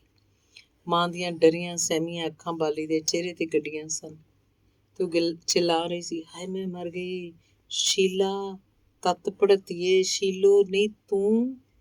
ਬਾਲੀ ਉੱਚੀ ਉੱਚੀ ਰੋ ਰਹੀ ਸੀ। ਉਹਨੇ ਦੋਵਾਂ ਹੱਥਾਂ ਨਾਲ ਆਪਣਾ ਚਿਹਰਾ ਕੱਜਿਆ ਹੋਇਆ ਸੀ। ਜਿਉਂ ਹੀ ਮੰਗਤੂ ਅੰਦਰ ਦਾਖਲ ਹੋਇਆ, ਮਾਂ ਇਹ ਪੁਕਾਰਦੀ ਹੋਈ ਉਸ ਵੱਲ ਲਪਕੀ, ਵੇ ਮੰਗਤਿਆ, ਵੇ ਅਨਰਥ ਹੋ ਗਿਆ ਹਨੇਰ ਸਾਈਂ ਦਾ, ਵੇ ਸ਼ੀਲੋ ਤੇਰੀ ਭੈਣ। ਤੇ ਬੋਲਦੀ ਬੋਲਦੀ ਉਹ ਕਾੜ ਕਰਕੇ ਪੁੰਜੇ ਡਿੱਗ ਪਈ। ਉਧਰ ਬੇਲੀ ਰਾਮ ਨੇ ਛੇਤੀ ਨਾਲ ਅਗਾਂਹ ਵੱਧ ਕੇ ਬੁੱਢੀ ਨੂੰ ਸੰਭਾਲਿਆ ਤੇ ਭੁੰਜਿਆਂ ਚੁੱਕ ਕੇ ਉਹਨੂੰ ਮੰਜੇ ਤੇ ਲਿਟਾ ਦਿੱਤਾ। ਇਧਰ ਮੰਗਤੂ ਦੇ ਕੰਨਾਂ 'ਚ ਜਿਉਂ ਹੀ ਮਾਂ ਦੀਆਂ ਇਹ ਗੱਲਾਂ ਪਈਆਂ ਤਾਂ ਜਿਵੇਂ ਉਹਦੇ ਸਾਰੇ ਅੰਦਰ 'ਚ ਕਿਸੇ ਨੇ ਪਲੀਤਾ ਲਾ ਦਿੱਤਾ ਹੋਵੇ। ਬਾਲੀ ਤੇਰੀ ਭੈਣ। ਜਿਉਂ ਹੀ ਮਾਂ ਦੇ ਇਹਨਾਂ ਸ਼ਬਦਾਂ ਦੇ ਪ੍ਰਤੀ ਗੂੰਜ ਉਹਦੇ ਅੰਦਰ ਗੂੰਜੀ ਕਿ ਉਹਦਾ ਅਹਿਸਾਸ ਬੰਬ ਦਾ ਗੋਲਾ ਬਣ ਕੇ ਉਹਦੇ ਦਿਮਾਗ ਅੰਦਰ ਪਾਟ ਗਿਆ। ਇਹਦੇ ਨਾਲ ਹੀ ਮਾਂ ਦੇ ਮੂੰਹ ਨਿਕਲਿਆ ਹੋਇਆ ਨਾਂ ਸ਼ੀਲੋ ਉਹਦੇ ਧਿਆਨ 'ਚ ਆਇਆ, ਜਿਸ ਤੋਂ ਬਾਅਦ ਝਾਟੀ ਉਹਦੀ ਯਾਦ ਦੀ ਤਖਤੀ ਤੇ ਕੁਝ ਹੋਰ ਸ਼ਬਦ ਉਗੜ ਆਏ, ਜਿਹੜੇ ਅੱਜ ਤੋਂ ਕੁਝ ਸਮਾਂ ਪਹਿਲਾਂ ਇੱਕ ਰਾਤੀ ਕਿਸ਼ਨੇ ਨੇ ਮਾਲਕ ਨੇ ਉਹਨੂੰ ਕਹੇ ਸੀ। ਅਰੇ ਵਹੀ 3rd क्लास छोकरी शील बाला कि क्या नाम है उसका। ਮੰਗਤੂ ਦੇ ਦਿਮਾਗ 'ਚ ਆਪਣੇ ਆਪ ਹੀ ਘੁੰਡੀ ਖੁੱਲ ਰਹੀ ਸੀ। ਸ਼ੀਲ ਬਾਲਾ ਅਰਥਾਤ ਬਾਲੀ ਅਰਥਾਤ ਸ਼ੀਲਾ। ਤੇ ਮੁੜ ਹੋਰ ਇੱਕ ਗੋਲਾ ਫਟਿਆ, ਸ਼ੀਲੂ ਮੇਰੀ ਭੈਣ, ਬਾਲੀ ਮੇਰੀ ਭੈਣ, ਬਾਲੀ, ਸ਼ੀਲੂ, ਸ਼ੀਲੂ, ਬਾਲੀ। ਇਸ ਤੋਂ ਬਾਅਦ ਮੰਗਤੂ ਤੇ ਇੱਕ ਵਾਰਗੀ ਕੋਈ ਸੁੰਨਤਾ ਛਾ ਗਈ। ਉਹਦੇ ਦਿਮਾਗ 'ਚ ਹਨੇਰੇ ਦਾ ਪ੍ਰਵੇਸ਼ ਹੁੰਦਾ ਬਿਲਕੁਲ ਹੀ ਵਿਕਰਾਲ ਰੂਪ ਹੋ ਗਿਆ। ਹੁਣ ਉਹਦੇ ਦਿਮਾਗ 'ਚ ਛੁੱਟ ਵਿਕਰਾਲ ਹਨੇਰੇ ਤੋਂ ਕੁਝ ਨਹੀਂ ਸੀ। ਉਹਦੇ ਦਿਲ 'ਚ ਛੁੱਟ ਖਿਲਾਅ ਤੋਂ ਕੁਝ ਨਹੀਂ ਸੀ। ਉਹਦੇ ਅੰਦਰ ਸੋਚਾਂ ਵਿਚਾਰਾਂ ਦੀ ਥਾਂ ਹੁਣ ਨਿਰਾ ਪੂਰਾ ਸਖਣਾਪਨ ਸੀ, ਜੇ ਸਭ ਕਾਸੇ ਉੱਤੇ ਕੋਹਰਾ ਛਾ ਗਿਆ ਹੋਵੇ, ਜਿਵੇਂ ਅਤੀਤ, ਵਰਤਮਾਨ, ਭਵਿੱਖ। ਇਹ ਤਿੰਨ ਸਮੇਂ ਆਪੋ 'ਚ ਘਿੱਚ ਮਿਚ ਹੋ ਕੇ ਉਹਦਾ ਗਿਆਨ ਇੰਦਰੀਆਂ ਉੱਤੇ ਇੱਕ ਮੋਟਾ ਸਾਰਾ ਪਲਸਤਰ ਕਰ ਗਏ ਹੋਣ। ਮਾਂ ਨੂੰ ਮੰਜੇ ਤੋਂ ਲਿਟਾਉਣ ਤੋਂ ਬਾਅਦ ਜਦ ਮਾਸਟਰ ਬੇਲੀ ਰਾਮ ਮੰਗਤੂ ਪਾਸ ਆਇਆ, ਉਹਦੀ ਹਾਲਤ ਵੇਖ ਕੇ ਕੰਬ ਉੱਠਿਆ। ਮੰਗਤੂ ਦੀਆਂ ਅੱਖਾਂ ਤਾੜੇ ਲੱਗੀਆਂ ਸਨ ਤੇ ਉਸ ਵੱਲ ਇੰਜ ਤੱਕ ਰਿਹਾ ਸੀ ਜਿਵੇਂ ਕੋਈ ਅਜਨਬੀ। ਇਸ ਵੇਲੇ ਸ਼ਾਇਦ ਮੰਗਤੂ ਦਾ ਦਿਲ ਵੀ ਤੇ ਦਿਮਾਗ ਵੀ ਦੋਵੇਂ ਜੜ ਹੋ ਗਏ ਸੀ ਤੇ ਜਾਂ ਆਪਣੇ ਟਿਕਾਣੇ ਤੋਂ ਹਿੱਲ ਕੇ ਇੱਕ ਦੂਜੇ 'ਚ ਉਲਝ ਗਏ ਸੀ। ਮੰਗਤ ਰਾਮ, ਉਹ ਮੰਗਤ ਰਾਮ। ਮਾਸਟਰ ਨੇ ਉਹਨੂੰ ਹਲੂਣਿਆ, ਝੰਜੋੜਿਆ, ਪਰ ਮੰਗਤੂ ਉਵੇਂ ਹੀ ਪੱਥਰ ਖੜਾ ਸੀ। ਬਾਲੀ, ਮਾਸਟਰ ਨੇ ਪਰਲੀ ਨੁਕਰੇ ਰੋਰੀ ਬਾਲੀ ਨੂੰ ਦਬਕੇ ਨਾਲ ਪੁਕਾਰਿਆ। ਮਾਤਾ ਜੀ ਕੋ ਸੰਭਾਲੋ ਤੁਮ और मैं इनको अपने कमरे में ले जाता हूँ। ਤੇ ਕਹਿਣ ਤੋਂ ਬਾਅਦ ਉਹ ਮੰਗਤੂ ਨੂੰ ਬਾਂਹ ਖਿੱਚ ਨਾਲ ਦੀ ਕੋਠੜੀ 'ਚ ਲੈ ਆਇਆ ਜਿੱਥੇ ਉਹਦਾ ਮੰਜਾ ਸੀ। ਮਾਸਟਰ ਇਸ ਸਾਰੇ ਮਾਮਲੇ ਨੂੰ ਲਗਭਗ ਸਮਝ ਚੁੱਕਾ ਸੀ ਤੇ ਇਸ ਅਨਰਥਕਾਰੀ ਘਟਨਾ ਦਾ ਅਸਰ ਇਹਨਾਂ ਤਿੰਨਾਂ ਤੇ ਕਿੰਨਾ ਮਾਰੂ ਹੋ ਸਕਦਾ ਹੈ, ਇਹ ਗੱਲੋਂ ਵੀ ਉਹ ਅਣਜਾਣ ਨਹੀਂ ਸੀ। ਖਾਸ ਕਰਕੇ ਮੰਗਤੂ ਬਾਰੇ ਤਾਂ ਉਹਨੂੰ ਬਹੁਤ ਜ਼ਿਆਦਾ ਚਿੰਤਾ ਪੈਦਾ ਹੋ ਗਈ, ਜਿਹੜਾ ਪਹਿਲਾਂ ਤੋਂ ਹੀ ਕਿਸੇ ਮਾੜੀ ਮੋਟੀ ਗੱਲ ਦੇ ਅਸਰ ਨਾਲ ਕਿਸ ਤਰ੍ਹਾਂ ਵਹਿਮਾਂ 'ਚ ਘਿਰ ਜਾਇਆ ਕਰਦਾ ਸੀ। ਅੰਦਰ ਲਿਜਾ ਕੇ ਮਾਸਟਰ ਨੇ ਉਹਨੂੰ ਮੰਜੇ ਤੇ ਬਿਠਾਇਆ। ਫਿਰ ਸਾਹਮਣੇ ਵਾਲੀ ਬਾਰੀ ਉਹਨੇ ਖੋਲ੍ਹ ਦਿੱਤੀ ਤਾਂ ਜੋ ਹਵਾ ਲੱਗਣ ਨਾਲ ਉਹਦੀ ਹਾਲਤ 'ਚ ਕੁਝ ਮੋੜਾ ਪੈ ਸਕੇ। ਬਾਰੀ ਤੋਂ ਬਾਹਰ ਹਨੇਰਾ ਘੁੱਪ ਸੀ, ਛੋਟਾ ਆਕਾਸ਼ ਦੇ ਤਾਰਿਆਂ ਤੇ ਹੋਰ ਕੁਝ ਦਿਖਾਈ ਨਹੀਂ ਸੀ ਦਿੰਦਾ। ਉਹਦੇ ਨਾਲ ਬੈਠਦਿਆਂ ਮਾਸਟਰ ਨੇ ਫਿਰ ਉਹਨੂੰ ਝੰਜੋੜਨਾ ਸ਼ੁਰੂ ਕੀਤਾ। ਮੰਗਤਿਆ, ਉਹ ਮੰਗਤ ਰਾਮ, ਮੈਂ ਕਿਹਾ ਤੱਕ ਮੇਰੇ ਵੱਲ, ਸੁਣਨਾ ਹੈ ਮੇਰੀ ਗੱਲ। ਪਰ ਮੰਗਤੂ ਕੁਝ ਨਾ ਬੋਲਿਆ ਤੇ ਨਾ ਹੀ ਉਸ ਵੱਲ ਤੱਕਿਆ। ਉਹਦੀ ਨਜ਼ਰ ਬਰਾਬਰ ਬਾਰੀ ਤੋਂ ਬਾਹਰ ਹਨੇਰੇ 'ਚ ਗੱਡੀ ਸੀ। ਤੂੰ ਸੁਣ ਰਿਹਾ ਮੇਰੀ ਗੱਲ? ਮਾਸਟਰ ਨੇ ਫਿਰ ਆਵਾਜ਼ ਦਿੱਤੀ ਤੇ ਐਤਕੀ ਮੰਗਤੂ ਦੀ ਨਜ਼ਰ ਪਰਤੀ ਜਿਵੇਂ ਉਹਦੀ ਹਵਾਸ ਮੁੜ ਆਏ ਹੋਣ। ਉਹ ਬੋਲ ਪਿਆ, ਸੁਣਨਾ ਪਿਆ ਵਾ ਮਾਸਟਰ ਜੀ, ਬੋਲਾ ਤੇ ਨਹੀਂ ਮੈਂ, ਪਰ ਮੈਨੂੰ ਜ਼ਰਾ ਸੋਚ ਲੈਣ ਦਿਓ। ਤੇ ਉਹਨੇ ਮਾਸਟਰ ਦੇ ਮੂੰਹ ਤੇ ਪੋਲਾ ਪੋਲਾ ਹੱਥ ਫੇਰਨਾ ਸ਼ੁਰੂ ਕੀਤਾ। ਹੈ ਮਾਸਟਰ ਜੀ, ਤੁਹਾਡਾ ਚਿਹਰਾ ਕਿਹੋ ਜਿਹਾ ਹੋ ਗਿਆ? ਅੱਖਾਂ ਤੁਹਾਡੀਆਂ ਛੋਟੀਆਂ ਕਿਉਂ ਹੁੰਦੀਆਂ ਜਾਂਦੀਆਂ ਨੇ? ਮਾਸਟਰ ਜੀ, ਤੁਸੀਂ ਮੈਨੂੰ ਪਛਾਣਦੇ ਨਹੀਂ? ਕਿਸ ਤਰ੍ਹਾਂ ਪਾਗਲਾਂ ਵਾਂਗ ਤੱਕੀ ਜਾ ਰਹੇ ਹੋ ਮੇਰੇ ਵੱਲ? ਮੰਗਤ ਰਾਮਾ, ਮਾਸਟਰ ਨੇ ਘਬਰਾ ਕੇ ਆਪਣੇ ਮੂੰਹ ਅੱਗੋਂ ਉਹਦਾ ਹੱਥ ਹਟਾਉਂਦਿਆਂ ਕਿਹਾ, ਕੀ ਹੋ ਗਿਆ ਤੈਨੂੰ ਯਾਰ? ਹੋਸ਼ 'ਚ ਆ ਨਾ? ਤੇਰੀ ਹੋਸ਼ ਟਿਕਾਣੇ? ਮੰਗਤੂ ਕਹਿ ਕਹਾ ਮਾਰ ਕੇ ਹੱਸ ਪਿਆ। ਮੇਰੀ ਕਿ ਤੁਹਾਡੀ ਮਾਸਟਰ ਜੀ? ਮੇਰੀ ਹੋਸ਼ ਨੂੰ ਕੀ ਹੋਇਆ? ਤੁਸੀਂ ਤੇ ਆਪ ਸ਼ਦਾਈਆਂ ਵਾਂਗ ਬੋਲਦੇ ਪਏ ਜੀ। ਮੰਗਤ ਰਾਮਾ, ਮਾਸਟਰ ਦੀਆਂ ਅੱਖਾਂ 'ਚ ਐਤਕਾਂ ਅੱਥਰੂ ਉਤਰ ਰਹੇ ਸਨ। ਮੈਂ ਕਹਿਣਾ ਤੂੰ ਆਪਣੇ ਆਪ 'ਚ ਆ। ਕਿਉਂ ਇਸ ਤਰ੍ਹਾਂ? ਗੱਲ ਟੋਕ ਕੇ ਮੰਗਤੂ ਬੋਲਿਆ, ਮੈਂ ਬਿਲਕੁਲ ਚੰਗਾ ਭਲਾ ਵਾਂ ਮਾਸਟਰ ਜੀ, ਤੁਹਾਨੂੰ ਨਹੀਂ ਇਤਬਾਰ ਮੇਰੀ ਗੱਲ ਦਾ। ਲਓ ਮੈਂ ਤੁਹਾਨੂੰ ਗਿਣ ਕੇ ਸੁਣਾਉਣਾ ਵਾ, 1 2 3 4 5। ਤੇ ਉਹਨੇ ਦਬਾ ਦਬ ਗਿਣਤੀ ਕਰਨੀ ਸ਼ੁਰੂ ਕਰਤੀ। ਮੰਗਤੂ ਦੇ ਪਾਗਲ ਹੋਣ 'ਚ ਹੁਣ ਮਾਸਟਰ ਨੂੰ ਸ਼ੱਕ ਨਹੀਂ ਸੀ ਤੇ ਇਸ ਪਾਗਲਪਨ ਦਾ ਸਭ ਤੋਂ ਵੱਡਾ ਲੱਛਣ ਇਹ ਉਹ ਇਹ ਵੇਖ ਰਿਹਾ ਸੀ ਕਿ ਹੁਣੇ ਜਿਹੜੀ ਘਟਨਾ ਹੋ ਚੁੱਕੀ ਸੀ, ਮੰਗਤੂ ਨੂੰ ਉਹਦਾ ਚਿੱਤ ਚੇਤਾ ਵੀ ਨਹੀਂ ਸੀ। ਉਹਨੂੰ ਸਖਤ ਡਰ ਭਾਸਣ ਲੱਗਾ। ਐਤਕੀ ਜਦ ਮਾਸਟਰ ਵੱਲ ਮੰਗਤੂ ਨੇ ਤੱਕਿਆ ਤਾਂ ਉਹਦੀ ਨਜ਼ਰ ਤੋਂ ਜਾਪਦਾ ਸੀ ਜਿਵੇਂ ਉਹ ਮਾਸਟਰ ਦੀ ਸ਼ਕਲ ਨੂੰ ਪਛਾਣਨ ਦੀ ਕੋਸ਼ਿਸ਼ ਕਰ ਰਿਹਾ ਹੋਵੇ। ਤੇ ਤੱਕਦਾ ਹੋਇਆ ਬੋਲਿਆ, ਉਹ ਤੂੰ ਕੌਣ ਹੈ? ਤੇਰਾ ਇੱਥੇ ਕੀ ਕੰਮ? ਮੈਂ ਬੱਚੂ ਪੁਲਿਸ ਦੇ ਹਵਾਲੇ ਕਰ ਦਿਆਂਗਾ ਤੈਨੂੰ। ਤੇ ਫਿਰ ਮਾਸਟਰ ਵੱਲੋਂ ਉਹਦਾ ਧਿਆਨ ਹਟ ਕੇ ਇੱਧਰ ਉੱਧਰ ਫਿਰਨ ਲੱਗਾ ਤੇ ਬੋਲੀ ਜਾ ਰਿਹਾ ਸੀ, ਇਹ ਸੁਪਨੇ ਵੀ ਬੜੇ ਅਜੀਬ ਹੁੰਦੇ ਨੇ ਬਾਜੇ।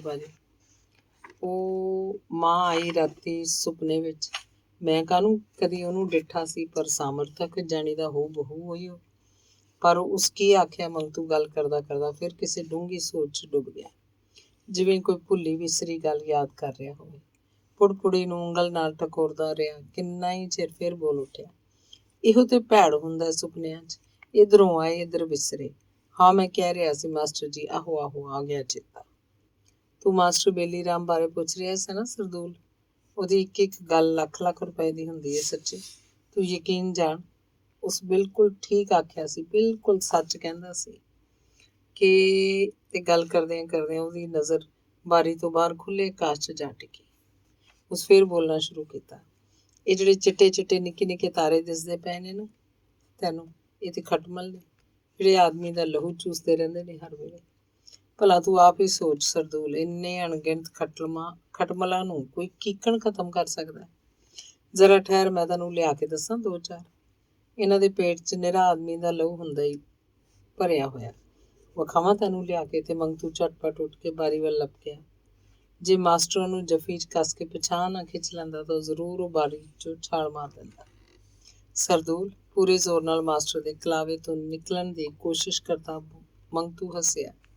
ਸ਼ੁਦਾਈਆ ਤੂੰ ਇੰਨਾ ਡਰਨਾ ਵੇ ਖਟਮਲਾਂ ਕੋਲੋਂ। ਸੱਚ ਕਹਿਣਾ ਵਾ, ਜੇ ਨਹੀਂ ਮਾਰਾਂਗੇ ਤੇ ਸਾਡਾ ਜੀਣਾ ਮੁਸ਼ਕਿਲ ਕਰ ਦੇਣਗੇ। ਸਾਡੇ ਮੰਜਿਆਂ 'ਚ, ਬਿਸਤਰਿਆਂ 'ਚ, ਖਾਣ ਪੀਣ ਦੀਆਂ ਚੀਜ਼ਾਂ 'ਚ ਰਲ ਸਾਰਾ ਕੁਝ ਚੌੜ ਕਰ ਸੁੱਟਣਗੇ। ਮੰਗਤੂ ਨੂੰ ਫੇਰ ਗੱਲ ਦਾ ਚੇਤਾ ਭੁੱਲ ਗਿਆ। ਉਹ ਝਟਕੀ ਫੇਰ ਕੁੜਕੁੜੇ ਨੂੰ ਟਕੋਰਦਾ ਬੋਲਿਆ। ਮਾਸਟਰ ਦੀ ਘਬਰਾਹਟ ਉੜਕ ਤੇ ਜਾ ਪਹੁੰਚੀ। ਉਸ ਵੇਖਿਆ ਮੰਗਤੂ ਦੀ ਪਹਿਚਾਣ ਸ਼ਕਤੀ ਇੱਕਦਮ ਗਾਇਬ ਹੋ ਗਈ ਸੀ, ਜਦ ਕਿ ਮੰਗਤੂ ਸਰਦੂਲ ਦਾ ਨਾਂ ਲੈ ਲੈ ਕੇ ਉਹਨੂੰ ਸੰਬੋਧਨ ਕਰੀ ਜਾ ਰਿਹਾ ਸੀ। ਉਹ ਜਿਉਂ-ਜਿਉਂ ਸਮਝਾਉਣ ਦੀ ਕੋਸ਼ਿਸ਼ ਕਰੀ ਗਿਆ, ਮੰਗਤੂ ਦੀ ਹਾਲਤ ਤਿਉਂ-ਤਿਉਂ ਖਰਾਬ ਹੁੰਦੀ ਚਲੀ ਗਈ। ਮੰਗਤੂ ਦੀ ਨਜ਼ਰ ਹੁਣ ਤਾਰਿਆਂ ਵੱਲੋਂ ਹਟ ਕੇ ਕਮਰੇ 'ਚ ਲੱਗੀ ਹੋਈ ਸੀ। ਸ਼ਿਵ ਜੀ ਦੀ ਤਸਵੀਰ ਤੇ ਜਾ ਅਟਕੀ, ਜਿਹਦੀਆਂ ਜਟਾਂ 'ਚੋਂ ਗੰਗਾ ਦੀ ਧਾਰ ਲੈ ਰਹੀ ਸੀ। ਮੰਗਤੂ ਨੇ ਉਸ ਵੱਲ ਤੱਕਦਿਆਂ ਮਾਸਟਰ ਨੂੰ ਸੰਬੋਧਨ ਕੀਤਾ। ਸਰਦੂਲ, ਜੇ ਤੈਨੂੰ ਮੇਰੀ ਗੱਲ ਦਾ ਇਤਬਾਰ ਨਹੀਂ ਤੇ ਇਸ ਕੋਲੋਂ ਪੁੱਛ ਲੈ। ਪਤਾ ਹੀ ਇਹਨੂੰ ਹਰੀ ਕਿਉਂ ਕਹਿੰਦੇ ਨੇ? ਇਹ ਪਰਲੇ ਦਾ ਦੇਵਤਾ ਹੈ, ਹਰਨ ਵਾਲਾ, ਮਰਨ ਵਾਲਾ, ਨਾਸ ਕਰਨ ਵਾਲਾ। ਕਥਾ 'ਚ ਤੂੰ ਨਹੀਂ ਸੁਣਿਆ ਹੋਇਆ? ਇਹੋ ਸ਼ਿਵ ਜੀ ਹੈ ਨਾ, ਜਿਹਦੇ ਤਾਂਡਵ ਨ੍ਰਿਤ ਨਾਲ ਦੁਨੀਆ 'ਚ ਪਰਲੋ ਆ ਜਾਂਦੀ ਹੈ। ਤੇ ਫਿਰ ਪਤਾ ਕੀ ਹੁੰਦਾ? ਸਾਰਾ ਕੁਝ ਖਤਮ, ਸਭ ਕੁਝ ਸਫਾ ਝੱਟ। ਵੇਖੇ ਨਾ ਜ਼ਰਾ ਸ਼ਿਵਾ ਦੇ ਅੰਗਾਂ ਵੱਲ। ਇਹ ਹੁਣ ਤਾਂਡਵ ਦੀ ਤਿਆਰੀ ਕਰ ਰਹੇ ਨੇ। ਤਾਈਏ ਤਾਂ ਇਹਨਾਂ ਦੋਹਾਂ ਦੀਆਂ ਅੱਖਾਂ 'ਚੋਂ ਲੰਬੇ ਪੈ ਨਿਕਲਦੇ ਨੇ। ਉਹ ਕਿੰਨਾ ਸੇਕ ਆ ਰਿਹਾ ਇਹਨਾਂ ਵਿੱਚੋਂ, ਤੈਨੂੰ ਨਹੀਂ ਪਿਆ ਆਉਂਦਾ? ਓਹੋ, ਮੇਰਾ ਤੇ ਸੱਚੀ ਪਿੰਡਾ ਝੁਲਸਦਾ ਜਾਂਦਾ ਸਰਦੂਲ। ਮੈਂ ਕਹਿੰਦਾ ਉੱਠ ਛੇਤੀ, ਮੈਂ ਕਹਿੰਦਾ ਪਰਲੋ ਆਉਣ ਤੋਂ ਪਹਿਲਾਂ ਕਿਤੇ ਭੱਜ ਚੱਲੀਏ। ਉਹ ਵੇਖ ਸ਼ਿਵਾ ਦੇ ਪੈਰ ਠੁਮਕ ਰਹੇ ਨੇ, ਉਹ ਨ੍ਰਿਤ ਲੱਗ ਪਿਆ ਹੁਣ। ਮੈਂ ਕਹਿੰਦਾ ਸਰਦੂਲ, ਤੇਰਾ ਦਿਮਾਗ ਤੇ ਨਹੀਂ ਖਰਾਬ ਹੋ ਗਿਆ? ਪਰਲੋ ਆਉਣ ਵਾਲੀ, ਉੱਠ ਛੇਤੀ।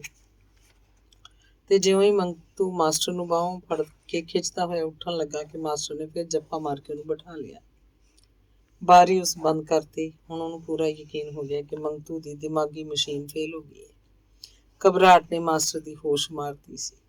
ਇੱਕ ਪਾਸੇ ਉਧਰ ਦੋਵਾਂ ਮਾਵਾਂ ਧੀਆਂ ਨੂੰ ਉਹ ਜਿਸ ਹਾਲਤ 'ਚ ਛੱਡ ਆਇਆ ਸੀ, ਉਹਨਾਂ ਦੀ ਦੇਖਭਾਲ ਕਰਨੀ ਉਸ ਲਈ ਸਖਤ ਜ਼ਰੂਰੀ ਸੀ।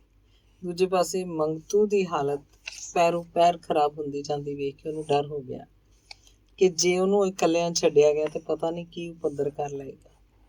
ਫਿਰ ਇਹ ਵੀ ਤਾਂ ਮੁਸ਼ਕਿਲ ਹੈ ਕਿ ਮੌਜੂਦਾ ਹਾਲਤ ਵਿੱਚ ਉਹ ਮੰਗਤੂ ਨੂੰ ਟੁੱਟ ਪਵੇ।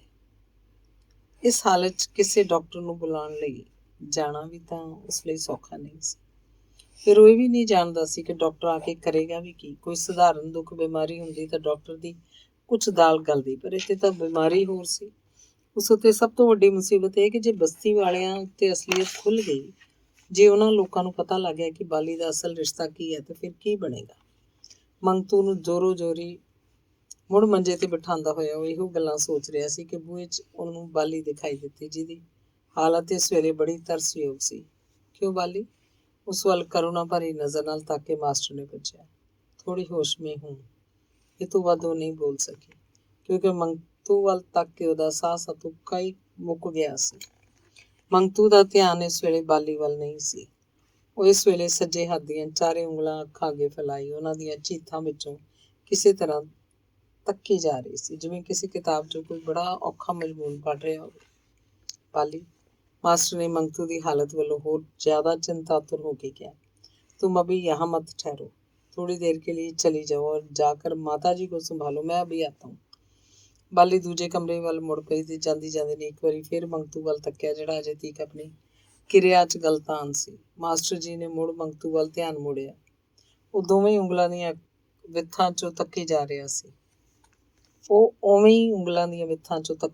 ਸੀ। ਮਾਸਟਰ ਨੂੰ ਨਿਸ਼ਚਾ ਹੋ ਗਿਆ ਕਿ ਹੁਣ ਮੰਗਤੂ ਨੂੰ ਬੁਲਾਉਣਾ ਸਮਝਾਉਣਾ ਸਭ ਫਜ਼ੂਲ ਹੈ। ਮੰਗਤੂ ਦੀ ਯਾਦ ਸ਼ਕਤੀ ਤੇ ਪਹਿਚਾਣ ਸ਼ਕਤੀ ਦੋਵੇਂ ਜਵਾਬ ਦੇ ਚੁੱਕੀਆਂ ਸੀ।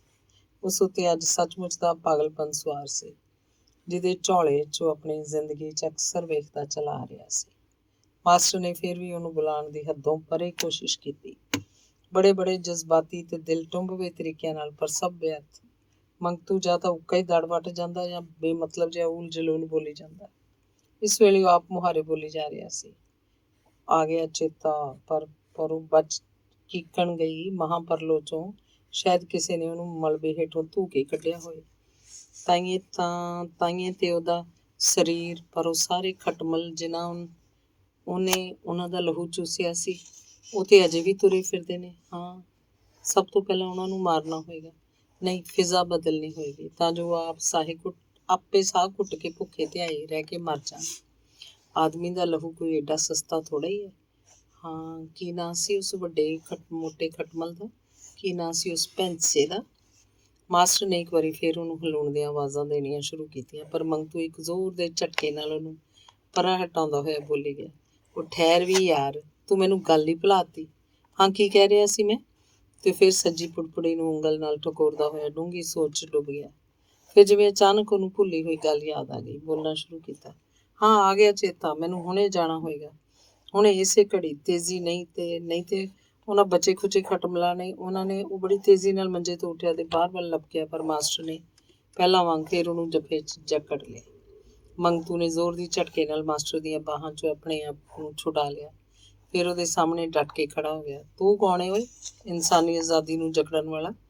ਤੂੰ ਅਜੇ ਤੱਕ ਨਹੀਂ ਸਮਝ ਸਕਿਆ ਇਨਸਾਨ ਦੀ ਤਾਕਤ ਨੂੰ? ਲੈ ਫੜ ਮੇਰੀ ਵੀਣੀ, ਤੈਨੂੰ ਦੱਸਾਂ ਜੋ ਕਿੰਨੀ ਤਾਕਤ ਹੁੰਦੀ ਹੈ ਇਨਸਾਨ 'ਚ। ਫੜਦਾ ਕਿਉਂ ਨਹੀਂ? ਆਪਣੀ ਸੱਜੀ ਬਾਂਹ ਉਸ ਵੱਲ ਵਧਾਈ ਉਹ ਦਹਾੜ ਰਿਹਾ ਸੀ। ਮੰਗਤ ਰਾਮ, ਮਾਸਟਰ ਦੀ ਆਵਾਜ਼ 'ਚ ਪੱਥਰ ਗਾਲਣ ਵਾਲਾ ਤਰਲਾ ਸੀ। ਵੇਖ ਵੀਰਾ, ਹੋਸ਼ 'ਚ ਆ, ਮੈਂ ਕਹਿੰਦਾ ਰੱਬ ਦੇ ਵਾਸਤੇ ਹੋਸ਼ 'ਚ ਆ।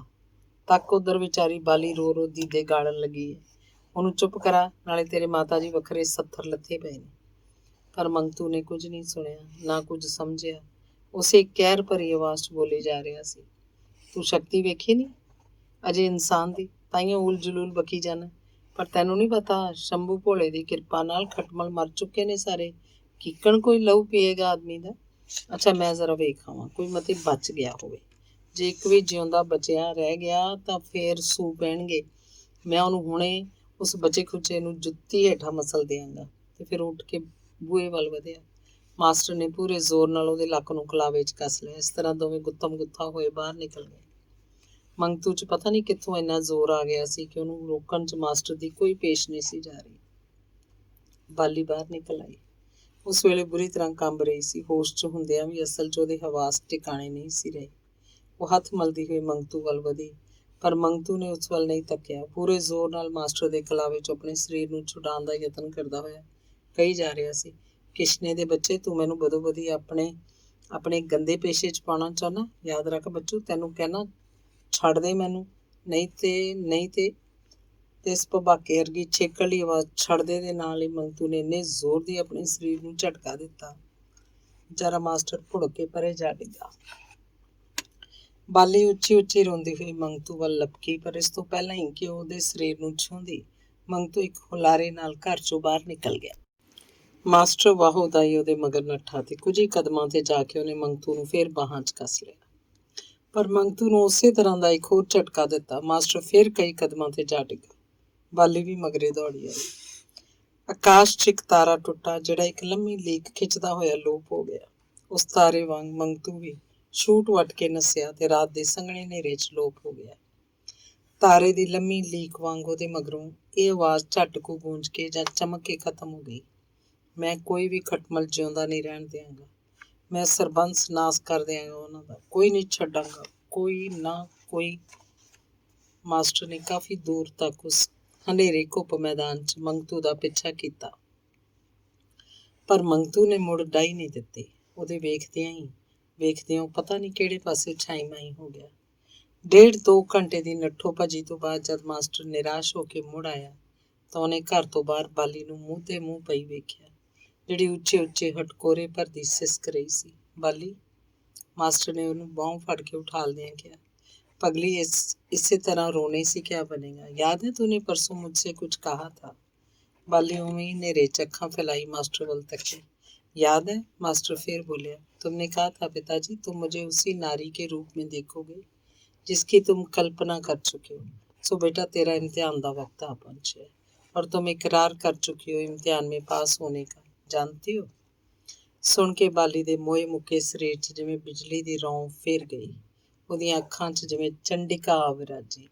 जानती हूँ कि मुझे इस इम्तिहान में पास होना है, तो पहुँच डालो आंसुओं को, गीला बरूद नहीं चल सकता।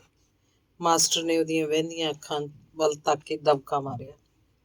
ਬਾਲੀ ਨੇ ਅਥਰੂਆਂ ਨੂੰ ਪੋਟਿਆਂ ਨਾਲ ਛਿਣਕ ਸੁੱਟਿਆ ਤੇ ਫਿਰ ਉਹ ਇਸ ਤਰ੍ਹਾਂ ਆਪਣੇ ਆਲੇ ਦੁਆਲੇ ਗਰਦਨ ਘੁਮਾ ਕੇ ਤੇਜ਼ ਨਜ਼ਰ ਨਾਲ ਤੱਕੀ ਜਿਵੇਂ ਕਿਸੇ ਪਾਸੇ ਭੱਜਣ ਦੀ ਤਿਆਰੀ ਕਰ ਰਹੀ ਹੋਵੇ। ਮਾਸਟਰ ਨੇ ਟਕੋਰ ਕੀਤੀ, ਕਹਾਂ ਜਾਣਾ ਚਾਹਤੀ ਹੋ? ਕੁएं में कूदने? नहीं पिताजी, बाली की आवाज विचों बिजली कड़क उठी। उन लोगों को कुएं में धकेलने जाऊंगी जो हम जैसों को बर्बाद करने के लिए उधार खाए हुए हैं। पर इस काम के लिए तुम्हें चंडिका बनना होगा, जानती हो? जानती हूँ पिताजी, बाली तन के बोली। बस मुझे आपका सहारा चाहिए। पगली, मास्टर कौड़ा जहा हंसा। चंडिका बनने जा रही है और फिर सहारा ढूंढती हो? दूर कर इस कमजोरी को। तुम्हें अब दूसरों को सहारा देना है। वैसे आज से तो इस धर्मपिता को हर वक्त अपने साथ पाएगी। बाली दा तनिया सिर मास्टर के पैरों वाल झुक गया। चल, मास्टर बोले, पहले हमें माता जी की हालत ठीक करनी है और फिर मंगत राम की तलाश करनी होगी। उसका दिमाग शायद बेकार हो चुका है। बार बार सिया हुआ जख्म जब फिर से फट जाए तो उसका सीना मुश्किल हो जाता है। बहुत गहरा हो चुका था उसका जख्म, बहुत पुराना। अब शायद वो लौट कर नहीं आएगा। फिर भी हमें उसकी तलाश तो करनी पड़ेगी। ਤੇ ਫਿਰ ਦੋਵੇਂ ਅੱਗੜ ਪਿੱਛੜ ਕਮਰੇ ਅੰਦਰ ਪਹੁੰਚੇ। ਮਾਂ ਦਾ ਸਰੀਰ ਲੱਕੜ ਵਾਂਗ ਆਕੜਿਆ ਪਿਆ ਸੀ। ਬਾਲੀ ਡਰ ਕੇ ਪੁਕਾਰ ਉੱਠੀ, ਮਾਂ ਮਾਂ, ਪਰ ਮਾਂ ਉੱਥੇ ਨਹੀਂ ਸੀ। ਮੰਜੇ ਉੱਤੇ ਕੇਵਲ ਰੂਹ ਤੋਂ ਸਖਣਾ ਮਾਂ ਦਾ ਪਿੰਜਰ ਬਾਕੀ ਸੀ। ਬਾਲੀ ਠੰਬਰ ਕੇ ਰਹਿ ਗਈ। ਉਹਦੀਆਂ ਅੱਖਾਂ 'ਚ ਇੱਕ ਵਾਰੀ ਫੇਰ ਨਮੀ ਆਉਣ ਲੱਗੀ, ਪਰ ਉਹਦੇ ਅੰਦਰੋਂ ਇੱਕ ਲਲਕਾਰ ਉੱਠੀ, ਬਾਲੀ, ਗੀਲਾ ਬਰੂਦ ਨਹੀਂ ਚੱਲ ਸਕਦਾ। ਤੇ ਬਾਲੀ ਦੀਆਂ ਅੱਖਾਂ ਹੁਣ ਅਥਰੂਆਂ ਦੀ ਥਾਂ ਬਾਰੂਦ ਸੀ, ਸੁੱਕਾ ਬਾਰੂਦ। ਧੰਨਵਾਦ। ਸਮਾਪਤ।